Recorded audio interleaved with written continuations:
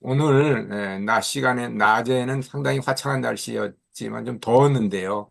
우리가 이렇게 공부하는 시간으로 초여름 밤을 보낼 수 있다는 것도 상당히 즐겁고 기쁘고 축복의 시간이 아닌가 그렇게 생각합니다.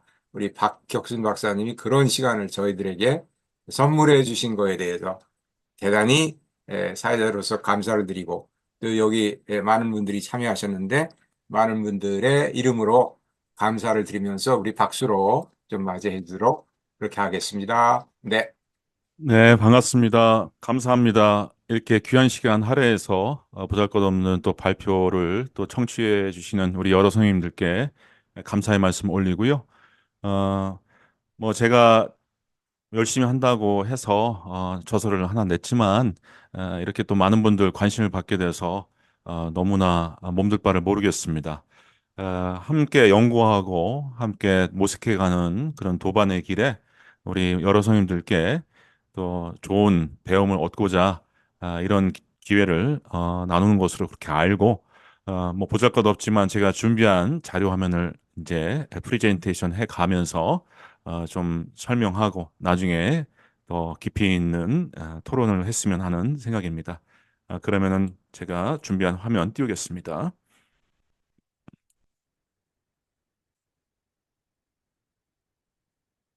네, 오늘의 주제는 제 저서의 4, 6, 7장 부분입니다. 4, 6, 7장.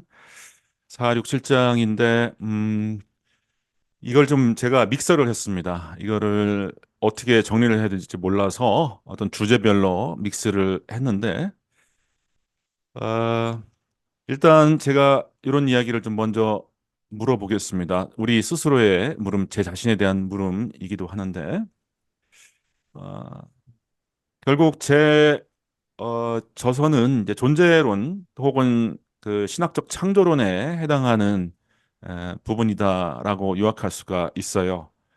이런 물음을 우리가 견지할 수 있겠습니다. 세계는 무엇인가? 어떻게 이루어져 있는가? 또 어떠한 구조인가? 궁극의 절대자가 있는가? 그렇다면은 그 절대자는 어떠한 양상으로 존재하는가?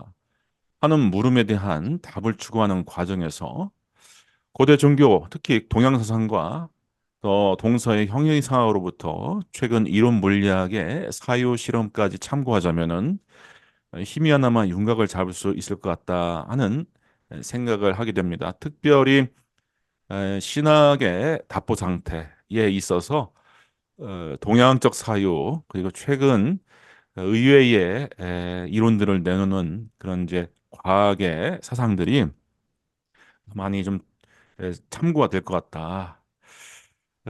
그래서 이러한 어떤 궁극자, 세계의 근거 뭐 이런 것을 생각했을 때 동양의 사유와 과학적 그 이제 사상을 과학 사상 좀 어폐가 있지만 현대 물리학 가운데서 특별히 이론 물리학은 세련된 형이상, 세련된 철학과 다름없는 그런 형편이거든요. 인류의 역사가 끝나기 전까지 정말 가장 중요한 실험들을 할 수 없는 그런 환경, 그런 한계가 있기 때문에 근래 이론 물리학 같은 경우는 여전히 형이상학적 반경에 있습니다. 근데 거기에서 제시되는 그런 사상들은 신학적으로도 소통할 수 있는 내용들이 많이 있습니다. 첫째, 기의 유비로 포괄할 수 있는 것, 예를 들어서 에너지, 역장, 파동, 파장 등이 있을 수 있겠습니다.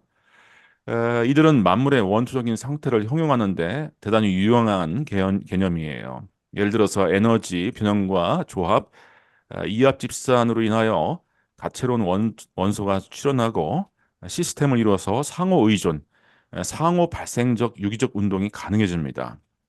이것은 기독교 신학에서 구약의 특히 루하흐라고 하는 개념을 발전시킬 때에 서로 상호 호환될 수 있는 개념이다. 저는 그렇게 생각을 합니다.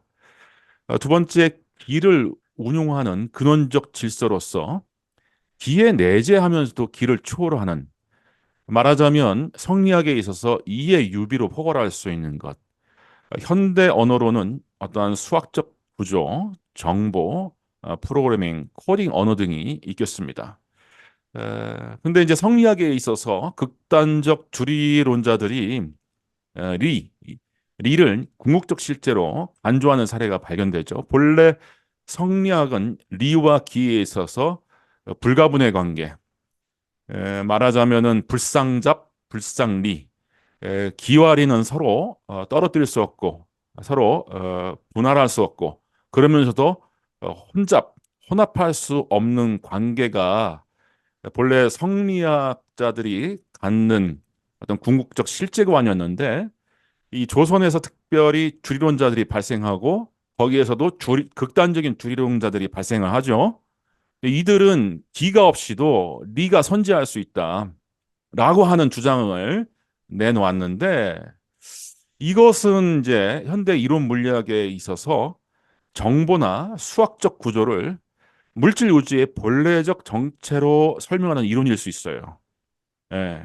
그리고 해석하기에 따라서 극단적 두리론자는 성리학의 체계에 있어서 하나의 일종의 신을 만들어 놓은 형국이라고 할 수 있습니다. 이건 제 얘기가 아니라 그렇게 비판들을 하기도 해요. 기 없이 리를 어떤 궁극적 그 궁극자로서 간주하는 것은 성리학 내에서 모종의 신을 만드는 거 아니냐라고 하는 그러한 문제 제기가 있는데 이것은 우리 신학적으로도 좀 관찰할 수 있는 대목이다. 음. 그들의 말마따나 물질성은 임의적이고 도리어 물질적 구조나 질서가 의식 주체의 임의로 임의적으로 고체성, 연장, 형체, 감각질 등으로 현상될 수 있기 때문입니다. 근데 이것이 이 개념이 그 극단적 주리론자들이 창안한 이 개념 혹은 현대 이론 물리학계에서 정보 우주론을 말하는 그 이야기들은 기독교 신학에서 이 로고스와 대화를 할 수 있는 여지가 있다. 저는 그렇게 봅니다. 또 세 번째로 그 두 요건, 루하우와 로고스를 관찰하고 경험할 수 있는 의식, 예, 인지 구조, 인격, 불교적으로 말하면은 이제 마음, 심식, 뭐 후설의 뭐 의식, 뭐 이런 이제 인격의 유비가 있을 수가 있어요. 마침 양자 물리학이 시사하는 바 어떠한 파동으로 구성되어 있는 그 파동의 정체를 갖고 있는 그런 세계에 측정 및 관찰이라고 하는 의식의 개입은 이른바 파동 함수의 분결로 인하여서 어떤 중첩된 물질의 상태, 입자와 파동의 중첩적 상태를 한 하나의 고유한 상태, 즉 입자로 변화시켜서 이 세계의 구체적인 사물로 등장시키는 요인이 됩니다. 의식이라고 하는 것이, 심식이라고 하는 것이 파동 함수를 붕괴시켜서 파동을 입자로 화하는데 결정적인 요건으로 그렇게 이야기를 해요. 이게 코펜하겐 해석인데 아직까지 코펜하겐 이상의 문제 제기를 해서 20세기 초에 나온 그 해석을 지금 전도시킨 예는 없습니다. 그래서 대체적으로 이러한 코펜하겐 해석을 이제 취하고 있는데 이것을 저는 이제 기독교 신학에서 어떤 사랑, 이 사랑이라고 하면 감정적인 사랑이라고 여러분들이 생각하시면 좀 곤란하고요. 뭐 레비나스도 사랑의 윤리학, 사랑의 현상학을 얘기하는데 이 사랑이라고 하는 것을 포괄적인 인격의 정수라고 저는 좀 그렇게 생각을 해요. 예. 그래서 이제 하나님은 사랑이시다라고 하는 성서적인 그 진술 있지 않습니까? 명제가 있지 않습니까? 그리고 사랑은 진리와 함께 기뻐한다라고 했어요. 어떤 하나의 어떤 그 감정적 차원이 아니라 이성과 어떤 사물의 질서와 법칙까지 포괄하는 어떤 모종의 기능을 할 수 있는 여지를 저는 보는 거죠. 그래서 이제 레비나스의 경우에는 사랑의 윤리학을 얘기하지만 언제든지 우리는 사랑의 현상학을 얘기할 수 있고 사랑의 존재론을 얘기할 수 있고 사랑의 신학을 이야기할 수 있을 것이다. 저는 그렇게 보는 겁니다. 자, 첫 번째 루아에 대해서 좀 설명을 좀 해보겠습니다. 무엇이 물질인가? 양자 물리학자 데이비드 봄에 의하면은 우리 우주의 공간에는 드러나지 않은 질서가 펼쳐져 있어요. 고전역학에 측정하는 물체의 운동량 그리고 상대성 이론이 계산하는 시공간 그리고 양자역학에 해석하는 입자의 확률 등은 드러나 있는 질서라고 하지만 3차원 공간 안에 드러난 일부만이 물질의 형태로 우리에게 경험된다라고 이야기를 합니다. 다른 시간과 다른 확률들은 다른 차원으로 접혀 들어가 있는 것인 반면에 3차원 공간은 이 접혀져 있는 전체 가운데 펼쳐진 일부다. 근데 이제 그러한 공간 가운데 어느 위치에 에너지가 응집되면은 물질이라고 일컫는 것이 된다라고 이야기를 합니다. 그러니까 에너지의 응집이 곧 물질이라고 하는 건데 이거는 뭐 100% 그 물리학자들이 동의하는 부분이죠. 음.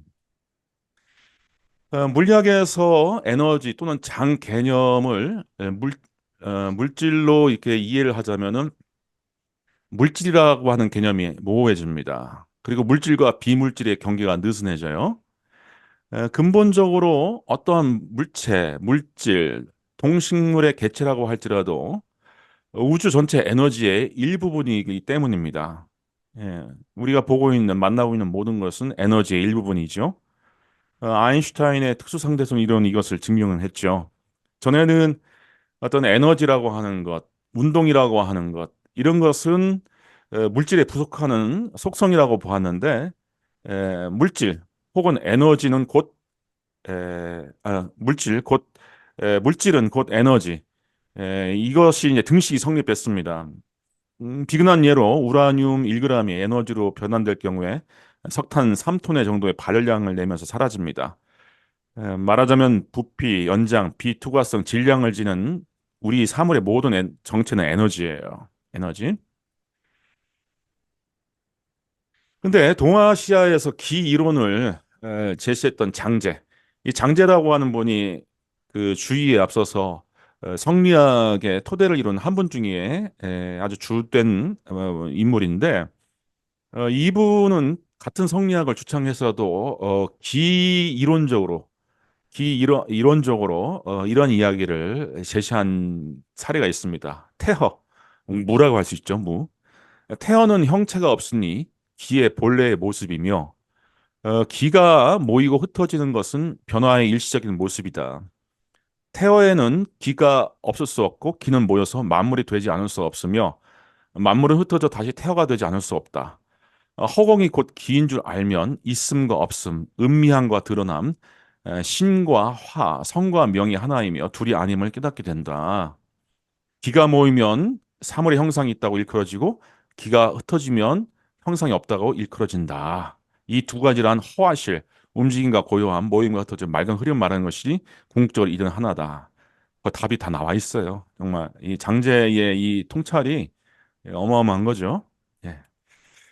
근데 이제 양자 요동이라고 하는 그 현상이 있죠. 사실 우리 지구 바깥으로 나가면은 저 광활한 우주 진공 상태에 가로 세로 높이 그러니까 1세제곱미터 안에 수소 원자 하나 정도의 밀도를 갖고 있다고 하는데 그럼 그 수소 원자 하나를 제거하면은 이제 절대 진공이라고 누구는 칭할 수 있죠. 근데 우주의 진공마저도 아주 짧은 순간에 무한정의 입자, 반입자가 거품이 끌어넘치듯 쌍생성과 쌍소멸을 반복하기 때문에 그야말로 에너지가 가득 차고 부글부글 끓고 있는 공간이 바로 우리 우주의 진공이에요. 이거는 상식입니다. 좀 그, 아시는 분들, 물리학을 공부하신 분들이나 뭐 교양 교육만 받아도 그 양자요동, 우리 진공은 예, 그 진공이 아니라 그 무가 아니라 충만의 상태다. 에너지에 반물질과 물질이 결합한 충만의 상태다라고 하는 것이죠. 네. 어, 그래서 이런 관점을 이제 성경론으로 가져갈 수 있다 보는 겁니다. 고대 동아시아의 다양한 논자들의 기형이사 역시 비슷한 얼개를 지는데 이러한 자료들로 인하여 20세기 이후 동양의 신학자와 한국 신학자들은 성령론을 기와 연관하여서 응용 개진하곤 합니다. 아래 같은 논문들이 있습니다. 그리고 저는 이제 막연한 이거 그 해석학적 근거가 없다라고 보진 않아요. 그리스도 신학 일각에서는 이미 창세기 1장의 루아흐, 루아라고 하면 요 밑에 창세기 1장 2절 제가 인용해 왔습니다. 땅이 혼돈하고 공허하며 흑암이 깊음이 있고 하나님의 영이라고 할 때 하나님의 영은 이제 히브리어로 루아를 쓰고 있는데 이 루아의 이제 선제가 만물의 창조에 앞서 있다라고 이제 증언하고 있죠. 이 루아를 이제 성령 하나님으로 하나님의 영으로 그렇게 이제 우리가 신학적으로 해석하는데 만약에 동양의 사유를 또 현대 물리학의 에너지론을 우리가 원형으로 할 때 성령론을 긍정하면서도 창조의 물적 근거를 성령으로 상정하는 것이 가능하고 그럼으로써 이 기독교 신학의 오래된 그 이원론, 물질대 영 혹은 정신대의 그 육체 이런 이원론적인 구도를 제고할 여지가 생긴다. 저는 그렇게 봅니다. 에, 창세기 1장 2절에서 영어로 번역된 히브리어 루아는 본래 바람과 숨을 의미합니다. 바람과 숨. 그것은 보이면서도 보이지 않으면서도 운동하죠. 또 형체가 없지만 작용하는 그 어떤 것을 표성합니다. 루아우와 관련하여서 동아시아에서 가장 유사한 어휘를 찾는다면 단연 기가 됩니다. 그리고 현대 물리학에서는 에너지가 되는 것이지요. 그래서 에너지 혹은 기 이런 것의 고전적 유비가 또 상통합니다. 해석학적으로 우리가 매우 재미나게 고찰할 이유가 있어요. 많은 문명권에서 바람과 숨은 생명의 원천이자 생명을 유지하는 근원적인 힘, 즉 원기로 간주하죠. 우리말에서도 생명을 목숨이라고 하지 않습니다. 목으로 들락날락거리는 숨, 그 목숨이 끊기면 죽는 거죠. 그리고 신바람이라고 하는 얘기처럼 어떤 그 영은 신은 바람과 같은 바람을 타는 것 같은 그러한 이제 뉘앙스를 지니고 이것이 이제 영적이고 신학적인 의미소가 된다. 성서를 쓴 히브리어 루아우 외에 비슷한 말이 더 있습니다. 바람과 숨이라고 하는 의미로 네페쉰, 네샤마가 더 있고요. 헬라어에서는 또 숨과 바람을 의미하는 푸뉴마, 푸시케가 영이라고 하는 영이라고 하는 의미를 갖게 되고요. 또 라틴어 스피리투스도 영이라고 하는 의미가 있으면서 이것이 또 숨과 바람을 의미합니다. 심지어 인도 산스크리트어의 아트마는 이 수증기나 연기를 뜻하는 헬라어 아트모스와 이게 동계어로 그렇게 추정이 되고요. 숨쉬다라고 하는 뜻의 독일어 아트맨과 서로 관련 맺습니다. 인도 유로피안 언어는 같은 그 조상 언어를 갖고 있기 때문에 이렇게 이제 같이 상통하게 되는 거죠. 이 모든 단어들이 각각의 문화권에서 숨, 바람, 호흡 등의 의미로부터 점차 영혼, 신, 자아, 참나, 정신 등으로 변천됐다는 흥미로운 사실이 있습니다. 에, 그리고 뭐 20세기 신학계 거장 칼 라너나 판넨베르크는 제가 이렇게 만든 얘기 이전에 벌써 성령을 에너지 또는 역장, 포스 필드로 해명하고자 한 사례가 있습니다. 근데 판넨베르크 같은 경우는 자신의 이 이론이 장로교 신학자 토마스 호렌스로부터 배웠다. 죄송합니다. 그렇게 시인했는데 토렌스는 또 중국에서 선교사의 아들로서 오래 살았죠. 그리고 신학과 현대 물리학 사이의 관계를 연구한 바가 있습니다. 아무튼 이런 분들은 이제 공통적으로 성령을 이제 어떤 역장, 에너지, 기 이렇게 호환할 수 있는 개념으로 이야기를 해왔다. 이것은 박역순의 얘기가 아니다. 제가 밝혀드립니다. 그리고 이러한 성령을 에너지로 혹은 기로 함께 에, 포괄적으로 생각할 수 있다면은 이 세계의 모든 것에 함께 계신다는 하나님의 편재성을 지지하면서도 이 만물의 근거에 대해서 우리가 좀 더 생각해 볼 수 있겠습니다. 에베소 4장 6절에는 하나님이 만유 가운데 계시도다 그렇게 되어 있죠. 예. 그리고 창세기 1장 2절에 루아우 언급 이후에 이어지는 수면이라고 하는 말을 문자적으로 H2O를 뜻하는 것이 아니라고 한다면은 은유적으로 해석할 이유가 있죠. 가령 물들의 표면, 킹 제임스 성경은 face of the waters라고 했는데 이거를 또 유체의 결 혹은 파동으로도 해석이 가능하지 않을까 저는 그렇게 생각해 봅니다. 뭐 성경에는 이 루아흐가 만물의 생명의 원천이다. 이런 여러 가지 전거들을 제시하고 있습니다. 별도로 읽지는 않겠습니다. 그래서 모든 생명은 그 기식 및 생명을 루아흐로부터 빌어 쓰고 있다라고 단적으로 해석할 수 있습니다. 아서 피코크는 하나님 신학자입니다. 하나님은 자신이 다양한 잠재적 가능성을 수여했던 이 현상에 물질 속에서 그 물질을 통하여서 지속적으로 창조하고 있다라고 주장했듯이 우리는 이 물질을 단순히 광물적인 기계적인 개념으로 접근하기보다 하나님의 육체로 또는 신적 유기체 개념으로 접근하는 것이 좋겠다. 그래서 이제 무로부터의 창조라고 하는 문제가 요즘 교계에 떠들썩하는데 요거를 좀 우리가 재론을 할 필요가 있겠다. 저는 이제 제 저서에 바뀌었지만 차라리 하나님으로부터의 창조 어, 이렇게 말하는 게 오히려 낫지 않겠는가 이런 생각을 합니다. 루아와 연기에 대해서 좀 같이 견주어 생각해 보겠습니다. 연기로는 우리 고타마 부처님이 깨달은 가장 정수이죠. 연기. 만물의 상호 의존적, 상호 발생적 관계에서 생성, 운동, 소멸하는 현상계의 실제를 드러내는 아주 위대한 진리이죠. 그리고 이제 세계 및 사물이 본질상 비어 있으나 현상적으로는 묘하게 존재하는 뜻으로 진공묘라고 하는 말을 쓰는 것으로 알고 있습니다. 사물들이 입조적인 본질 혹은 개체적인 본질이 있기 때문에 인연하는 것이 아니라 어떻게 사물로 형성된 것, 사물로 현상된 것은 본래 관계 또는 시스템으로부터 유래한다라고 할 수 있겠지요. 이 냉랭한 광물의 세계로부터 치부되곤 하는 우리 우주라고 할지라도 실제로 생동감 넘치는 현상들이 즐비합니다. 예를 들어서 초전도체 안에 원자들이 함께 움직이는 미시세계의 동조 현상, 같은 진동수의 물체끼리 감응하는 공진 현상, 심장 박동을 조절하는 세포들이 동시에 정기적 자극을 보내는 현상, 또 전체와 부분 사이에 상호 되먹임, 피드백하는 거, 또 셀프 오가니제이션, 자기 주축하는 거. 이것은 근대 지식인들이 가정한 광물적 기계적 속성을 현저하게 넘어서는 것이다. 이것이 연기의 실상이고, 이런 것은 루아우 성령의 어떠한 모습일 수도 있다. 저는 그렇게 해석적 여지를 갖습니다.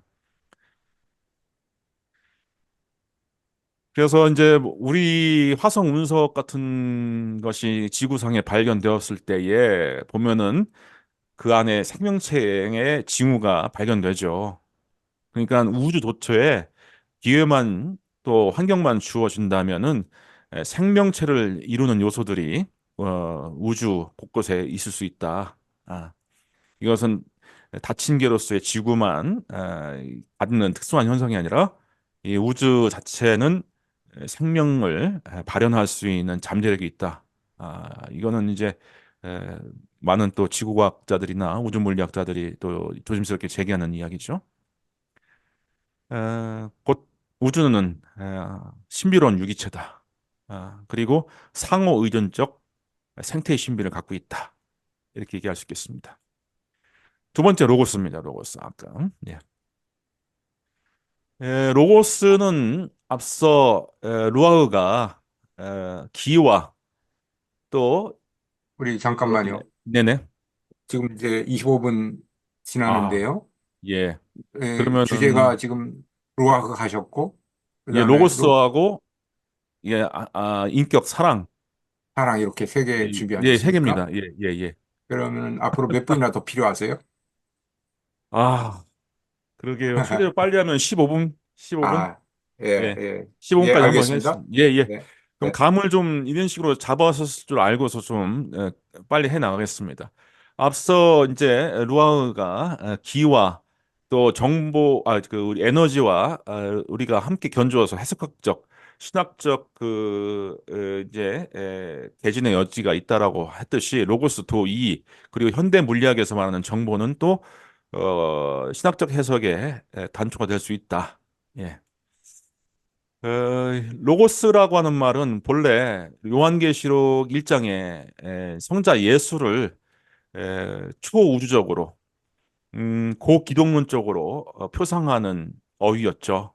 태초에 말씀이 계시니라 이 말씀은 하나님과 함께 계시니 이 말씀은 곧 하나님이시라 만물이 이 로고스로 말미암아 창조되었다. 이런 식으로 진술이 되어 있는데 이 로고스의 본래 뜻은 말씀이라고 한 뜻이지만 점차 이성, 이유, 원인, 계산으로 확대해 나갔고요. 또 이언 바바라고 하는 또 신학자는 현대 물리학의 관점에서 로고스에 대한 성석 사고는 이 현대 이 물리학에 있어서의 정보 개념과 닮은 점이 있다라고 또 밝혔습니다. 이건 또 제 얘기가 아니에요. 많은 선배 신학자들이 또 이야기했던 부분입니다. 또 이제 재미나게도 중국 연합한 성서에는 이 로고스를 이제 요한복음 1장의 로고스를 이런 식으로 번역했습니다. 태초에 도가 있었다. 도가 신과 함께 있었고 도가 곧 신이다라고 했는데 물론 도는 로고스와 유사하게 말씀, 가르침, 이유, 원리, 교리, 진리 등을 얘기합니다. 근데 이제 이러한 것들은 지금 우주의 수학적 구조와 컴퓨터 프로그래밍 언어, 코드 등의 유비를 갖고요. 근데 이제 앞서 이론 물리학에서는 심지어 물질, 복사, 장, 힘, 에너지까지도 또 정보로 치환하여서 설명하는 시도가 있습니다. 예. 이렇게 된다면은 이제 이 루하우보다 더 원초적인 것이 로고스가 될 수가 있는 것이죠. 근데 여기에 대한 이론은 상당히 좀 거기서도 좀 정리가 안 되어 있지만 이제 로고스를 루하우 앞서 선지하는 개념이라고 한다면은 이제 삼일체는 이제 어그러지지만 극단적 주리론으로 아주 닮아가게 되겠죠. 현대 이론 물리학계의 정보 개념은 이제 이법, 법칙, 공리, 코딩, 뭐 프로그래밍, 문법, 수학이라고 얘기할 수가 있는데 한스 크리스천 폰 베이어라고 하는 물리학자 같은 경우에는 물리적 실제가 근본적으로 정보다 이렇게 얘기를 해요. 그러니까 물리적 실제가 근본적으로 역장, 에너지다라고 하는 건 좀 20세기를 살아온 우리가 이해를 할 수 있는데 이제부터 이제 요즘 이론 물리학자들은 이제 물리적 실제를 근본적으로 정보라고까지 얘기를 하는 실정에 처해 있습니다. 그리고 이제 아인슈타인과 공동 연구자였던 존 아치볼트 휠러라고 하는 사람은 이 이제 그 만물에 대한 우주의 존재론적 그 어떤 그 명언 정말 물리학자로서 이만한 그 명언이 있을까 싶은데 it from bit 만물은 비트, 정보량으로부터 창조됐다라고 하는 말을 남겼어요. 예, 이게 상당히 이제 우리 우주를, 우주를 하나의 컴퓨터 프로그램이나 시뮬레이션이나 짜여진 프로그램처럼 간주하고 있다는 얘기인데, 이제 비트는 컴퓨터 상의 이 정보를 헤아리는 단위죠. 그러니까 만물, 그 뭐 어떤 것이든 그것은 다 정보로부터 왔다라고 하는 뜻이에요. 예. 또 이론 물리학자인 브라이언 그린도 수학이 모든 실체의 외형을 나타낼 수 있다라고 하는 주장을 받아들인다면은 당신은 우리의 실체도 수학임을 인정하는 것이다. 이 책을 손으로 잡고 있다는 느낌, 지금 머릿속에 떠오르는 생각, 당신이 짜놓은 저녁 시간 스케줄 등은 수학적 경험의 산물이다. 실체란 다름 아닌 수학에 대한 느낌이다. 이렇게까지 얘기를 합니다. 그래서 이제 우리 우주는 코딩 언어 혹은 로고스로 프로그램된 시뮬레이션이니까 옥스퍼드의 그 철학자인 닉 보스트롬 같은 경우에는 90대 초반에 그럴 수 있다는 개연성을 얘기해서 세상을 뒤집어 놨죠. 예. 그건 여기에서 소개시켜 드리지 않겠지만 그 논리적으로 우리 우주가 무한한 시뮬레이션 중에 하나라고 한다는 그 논리를 깨기가 어려워요. 예. 그건 제 저서를 참조해 주시고요. 다음 세 번째, 마음, 사랑입니다. 마음, 사랑. 이건 성부, 아버지라고 할 수 있는 것과 이제 부분과 관계가 되는데, 신의 인격성, 인식자와 관찰자로서의 신, 인격적 정수로서의 사랑입니다. 이 노벨 물리학상의 버금가는 기초 물리학상을 수상한 안드레 린데는 이렇게 주장을 한 바가 있어요. 우리 모두는 의식을 가진 인간이므로 이 우주가 관측자 없이 존재할 수 있다고 주장할 만한 근거가 없다. 이거는 이제 불교의 일체 유심조 사상이라든지 칸트의 그 이제 그 오송의 범주론 뭐 이런 것과 좀 연결도 될 수가 있는데 아무튼 그 코펜하게 해석을 주장하는 사람들, 물리학자들, 양자역학의 많은 또 과학자들도 관찰할 수 있는, 관찰할 수 있는 이 인격, 관측자가 없으면, 관찰자가 없으면 세계는 없다. 이렇게 얘기했죠. 그러니까 어떻게 보면 마지막 고전 물리학자라고 할 수 있는 아인슈타인이 그거 무슨 소리냐? 저 하늘에 떠 있는 달이 관찰자가 없다고 해서 없는 거냐? 어? 생쥐 한 마리가 그 달을 보면은 그때서 생기는 거냐? 뭐 이런 식으로 반론을 제기했는데, 근데 이제 어떻게 보면은 그 양자역학에서는 관측자 없이는 사물이 없다라고 하는 말은 상당히 지지를 받고 있어요. 네. 에, 불교는 칸트에 앞서서 세계를 구성하는 것이 심식, 의식의 역할이라고 하는 이론을 미리 얘기해놨죠. 화엄경의 일체 유심조, 오직 마음이 모든 것을 짓는다라고 했죠. 이것을 이제 해석하기에 따라서 오직 심식만이 실제이며 심식이 세계를 조성한다라고 하는 어떤 극단적인 유심론으로 나갈 수 있겠고요. 객관 사물은 있지만 심식과의 연기 관계, 인연 관계가 구체적인 세계를 조성한다라고 하는 해석, 이 두 가능성이 있을 수가 있습니다. 우리 안타깝게도 그리스도교의 전통 신학은 소박 실제론적 그 물질관, 세계관을 갖고 있어요.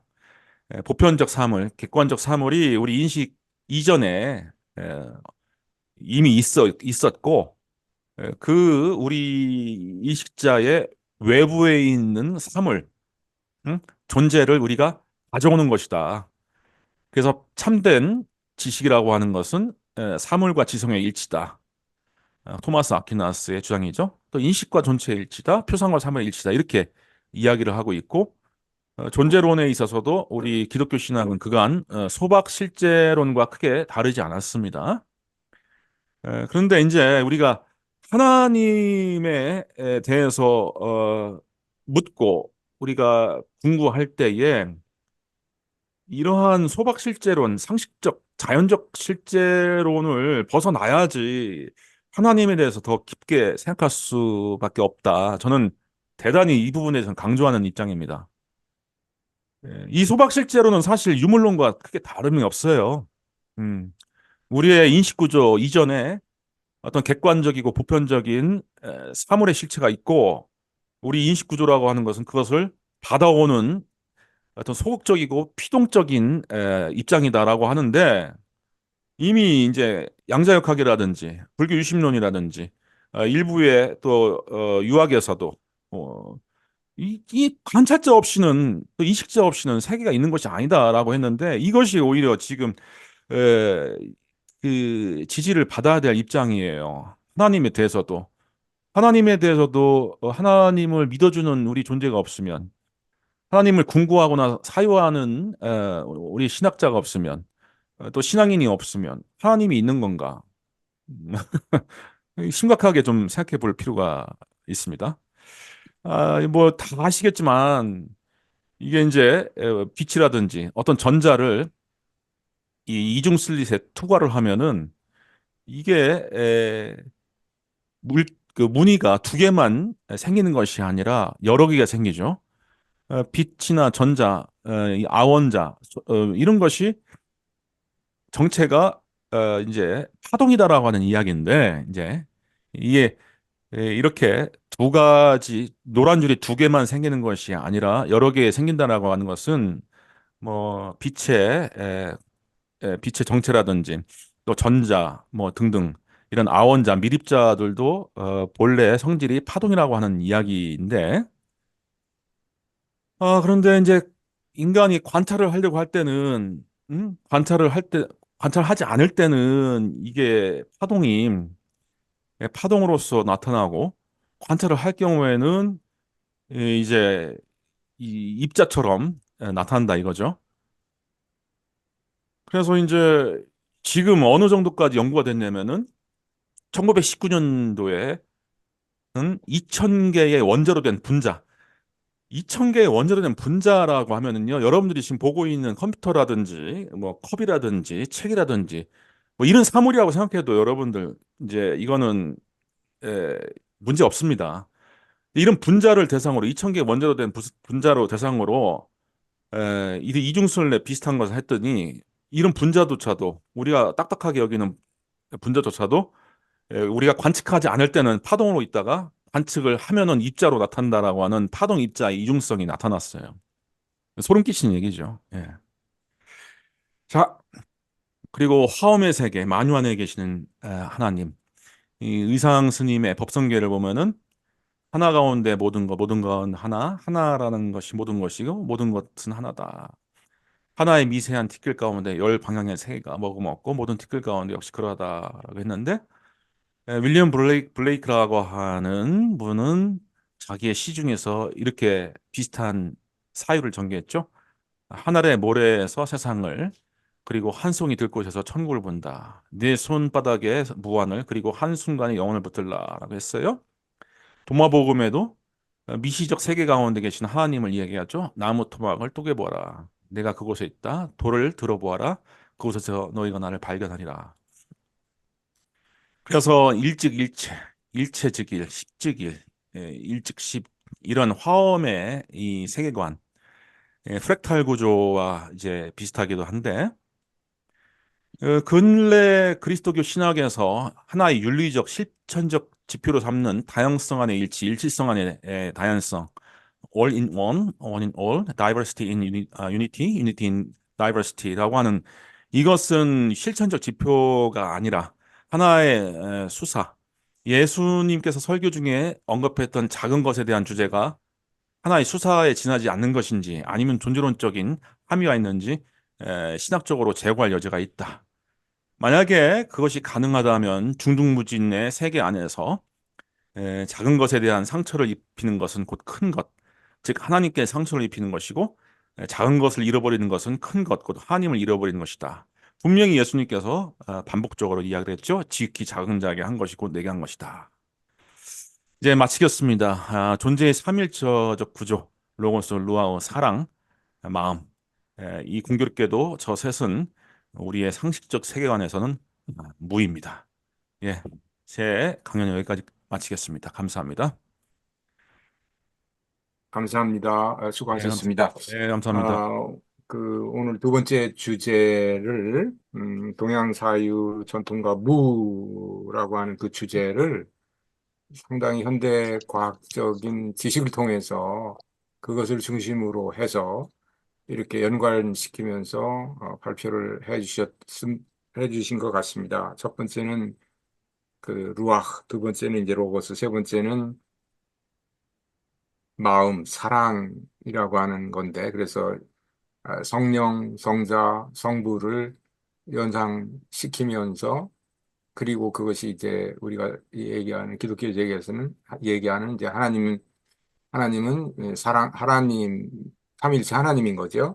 네네, 그런데 그 삼일체 하나님은 결국은 에, 동양에서 얘기하는 무다, 동양 전통에서 얘기하는 무다라고 예, 하는 맨 마지막 결론이 이제 그렇게 연관되는 것 같은데. 네네, 처음에 자기는 이제 존재물음에 관심이 있다. 내가 이렇게 이런 책을 쓴 이유 중에 하나가 특별히 오늘 전체 주제 중에서 이제 존재에 대한 물음, 존재물음. 이제 존재물음은 서양 철학과 신학, 특별히 서양 철학의 오래된 정말 2500년 이상 된 그러한 물음이 이제 존재물음이고요. 그래서 존재론이 핵심적인 것이었고, 그리고 존재 물음 안에 철학 안에 신에 대한 물음이 있었고, 그러면서 이제 기독교 신학에 예수 그리스도의 하나님과 접합하면서 또 구분되는 그런 지점들이 이제 그동안에는 있어 왔는데, 그것을 갖다가 이제 과학적인, 현대과학적인 용어로, 언어로, 또는 현대과학적인 어떤 수식으로, 현대과학적인 어떤 이제 개념을 가지고 말이죠. 다 이것을 이제 풀어주신 것 같은데, 푸는 것 같은데, 제가 듣기에는, 입증하려고 하는구나. 아, 그 신이라고 하는 존재를, 저는 삼위일체를 뭐 입증하려고 하는 거나, 혹은 우리가 이제 루아흐가 이제 성서적인 개념이고, 로고스도 성서적인 개념인데, 이제 로고스야 뭐, 히랍 철학에서도 사용했지요. 그런데 이제 과학에서 이러저러하게, 현대과학에서 이러저러하게 사용하고, 활용이 되고, 또 그것이 상통할 수 있다라고 하는 상호 연관성이 있다. 라고 하는 그런 얘기를 하면은 그것이 곧 신학이 되는 것인가? 라고 하는 이제 또 새로운 나름대로 저 질문이 생겼습니다. 제 사회자라서 좀 전체를 정리하면서 제가 이제 받았던 아주 받았던 처음의 느낌, 세부적인 느낌이 아니라 이제 전체적인 느낌과 이제 질문으로부터 이제 시작을 했는데요. 오늘 보니까 18분이 올라와 계십니다. 저를 포함해서 18분이 올라와 계신데 아무튼 오늘 중요한 그 신학의 삼일체적인 그 개념을 특별히 현대 아주 물리학, 과학, 물리학을 통해서 뭐 이렇게 설명을 해 주셔서 이해가 되는 것 같기도 하면서 구체적인 세부적인 또 개념들이나 내용들이 막 이렇게 그 루아흐 설명할 때나 로고스 설명할 때나 그 뭐지요? 중복적으로 등장한다라고 하는 그런 그런 느낌도 받았습니다. 이건 세부적인 건 아닙니다. 느낌도 받았는데 아무튼 그런 약간 좀 혼돈스러운 그러한 느낌도 있었는데 대화 토론을 통해서 좀 분명히 클래리파이 됐으면 하는 그런 바람이 있네요. 이것이 저의 전체적인 느낌인데 에, 그러니까 우리가 이제 이런 질문을 하지 않습니까? 뭐 과학이나 뭐 그동안에는 철학이 설명했던 존재에 대한 설명을 이제 과학을 통해서 쭉그 해명하고 설명을 하시는데 그래서 지성적으로, 이성적으로, 그것이 신학 안에서 또는 종교 안에서 얘기해왔던 궁극적 실제, 혹은 신과 이렇게 해당한다, 혹은 상통한다. 그런데 그것이 그 분이, 그 에너지가 왜 사랑이냐, 왜 사랑이라고 얘기할 수 있느냐. 이제 그런 질문을 할 수가 있는 것이거든요. 아까 그 윤리학에서 현상학, 또 존재론, 또 신학으로 이렇게 넘어갈 수 있다. 그래서 사랑의 윤리학이 사랑의 신학이 될 수 있다. 이렇게 막 이렇게 쭉 설명을 하셨는데 그 점프하는 그 뭐라 그럴까요? 그 수준을 달리하는 또는 차원을 달리하는 이제 그런 것들이 그렇게 쉽게 넘어가서 이렇게 신학이 될 수 있다, 이렇게 얘기할 수 있는 것인가라고 하는 그런 질문도 좀 생겼습니다. 자, 여러 가지 길어지는데요. 저는 제 얘기는 이만큼 하기로 하고, 혹시 제 지금까지의 얘기에 대해서 좀 답변이라든가 예, 예. 대답을 좀 하시고, 그리고 그 다음 또 토론으로 질문과 토론으로 아, 이어갔으면 좋겠습니다.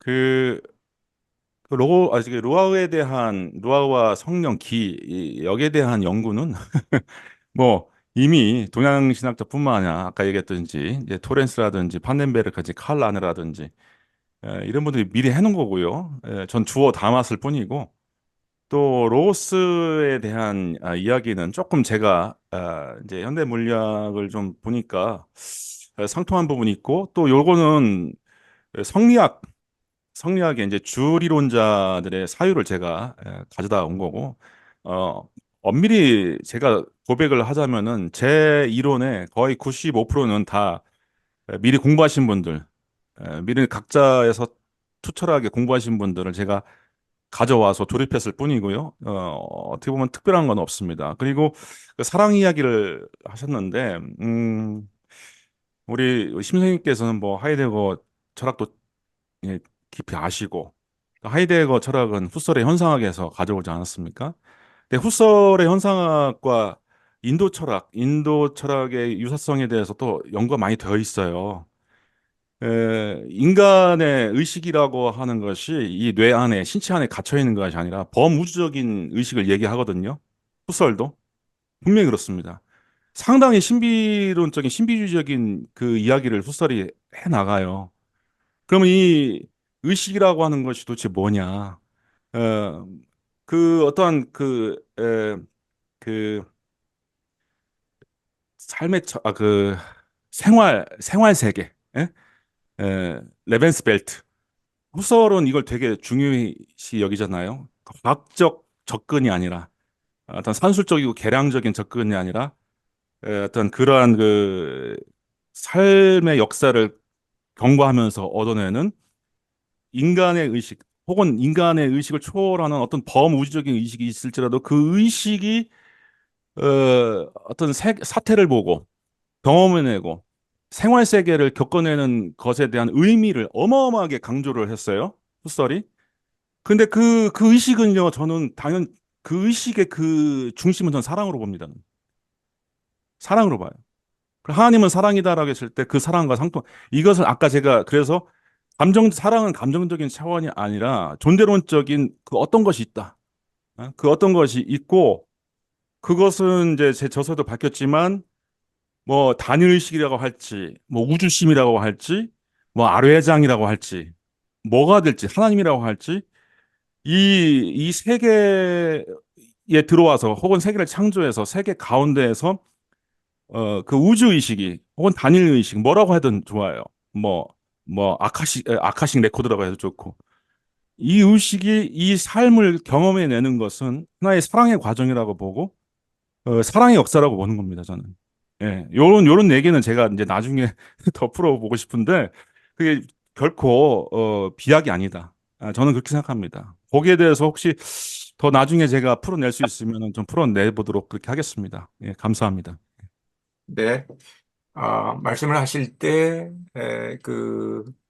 여기 음소거를 이제 열어주시고요. 그리고 자기 이름하고 소속을 뭐 간단하게 얘기를 하시고 해주시면 좋겠습니다. 우리 이명훈 박사님 먼저 손 네. 드시는 것 같은데, 예, 말씀해 주시죠. 어, 박혁순 박사님 강의 잘 들었습니다. 감사합니다. 제가 질문은 한 가지로 일관하는데, 네, 지금 심광섭 교수님이 말씀하신 거하고 연결이 되는 내용이에요. 네네, 그러니까 점프하는 부분인데, 그러니까 이 지금 일, 루하흐 성령론 이야기 하실 때, 이 성령론의 문제, 루하흐와 장제의 기 이야기를 하셨거든요.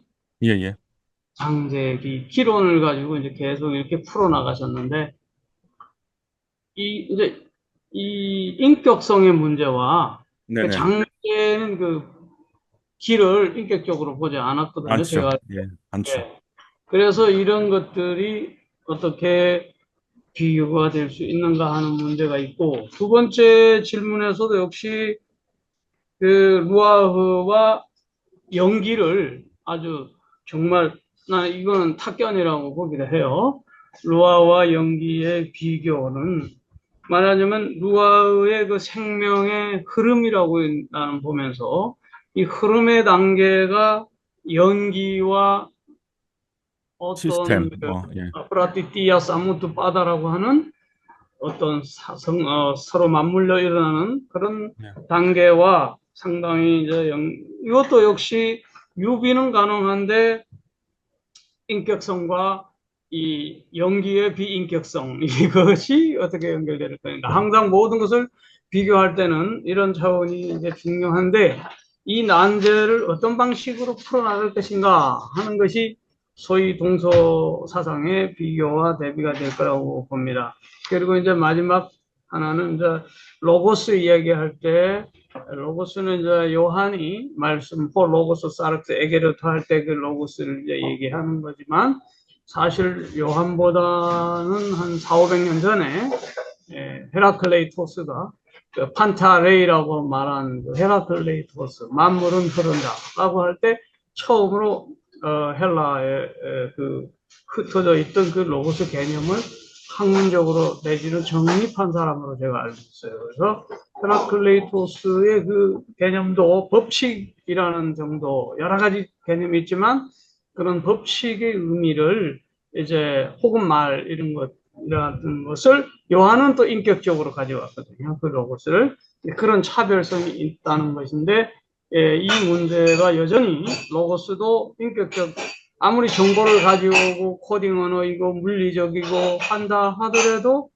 역시 신학적 차원에서는 인격성이 들어가는데 이것이 어떻게 이제 연결되느냐 하는 거 그런 것들이 조금 더 앞으로 더 디테일하게 뭐 가능성 이게 비교의 한계와 혹은 가능성 이런 걸 명확하게 좀 구분을 해줘 설명하면 더 진일보한 얘기들이 나올 수 있지 않을까. 뭐 우선 이 정도면 예, 좋은 질문이십니다.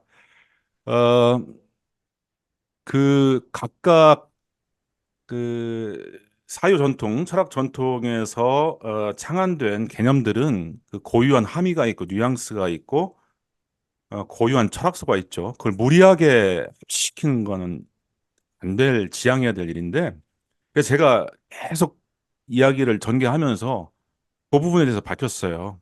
그걸 저는 뭐 제가 이렇게 짧은 시간에 전달을 하다 보니까 루아가 기구, 기가 리오가 이런 식으로 들렸을지 모르지만 저는 그렇게 얘기 안 합니다. 저는 그렇게 얘기 안 했어요.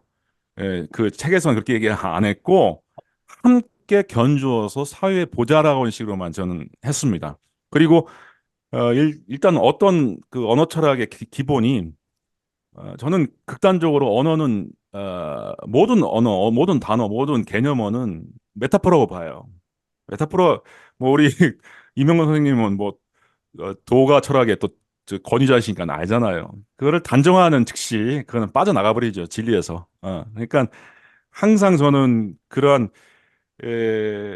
그런 것을 염두에 두고 했기 때문에 그렇게 함부로 좀 등치시키는 것은 좀 안 하려고 했었고요. 근데 이제 루아흐의 인격성이나 로고스의 인격성 문제는 그것도 역시 삼위일체를 그쪽으로 환원을 시켜버리면 곤란하죠. 예. 그래서 삼위일체는 얼마나 또 그 어떤 고유한 에, 정말 그동안 숱한 2000년 동안 폭넓게 이렇게 이야기해 왔는데 그걸 어떻게 루아우나 로고스로 재단을 하고 그걸 축소시킬 수 있겠어요? 저는 거기에다가 플러스 그 모든 앞서간 그 신학자분들의 논의에 플러스 약간의 소스를 보태는 정도지. 저는 그래서 성령의 인격성 같은 거 가장 중요하잖아요. 근데 이제 그 부분에 대해서 염려가 돼서 저도 삼위일체라고 하는 것은 혼합되지도 않고 또 저기 뭐랄까 혼잡되지도 않고 그리고 나눌 수도 없고 그냥 말하자면은 불상리 불삼작과 같은 그 성리학적 대명제처럼 그렇다면은 루아우와 로고스를 상당히 비인격적으로 제가 이야기를 했다 하더라도 이미 서로 하나가 되는 서로 하나가 되는 삼위일체의 어떤 구조 내에서는 다 인격이 있는 거죠. 제가 그런 얘기를 제가 사실 뒤에 밝혀놓은 적이 있어요.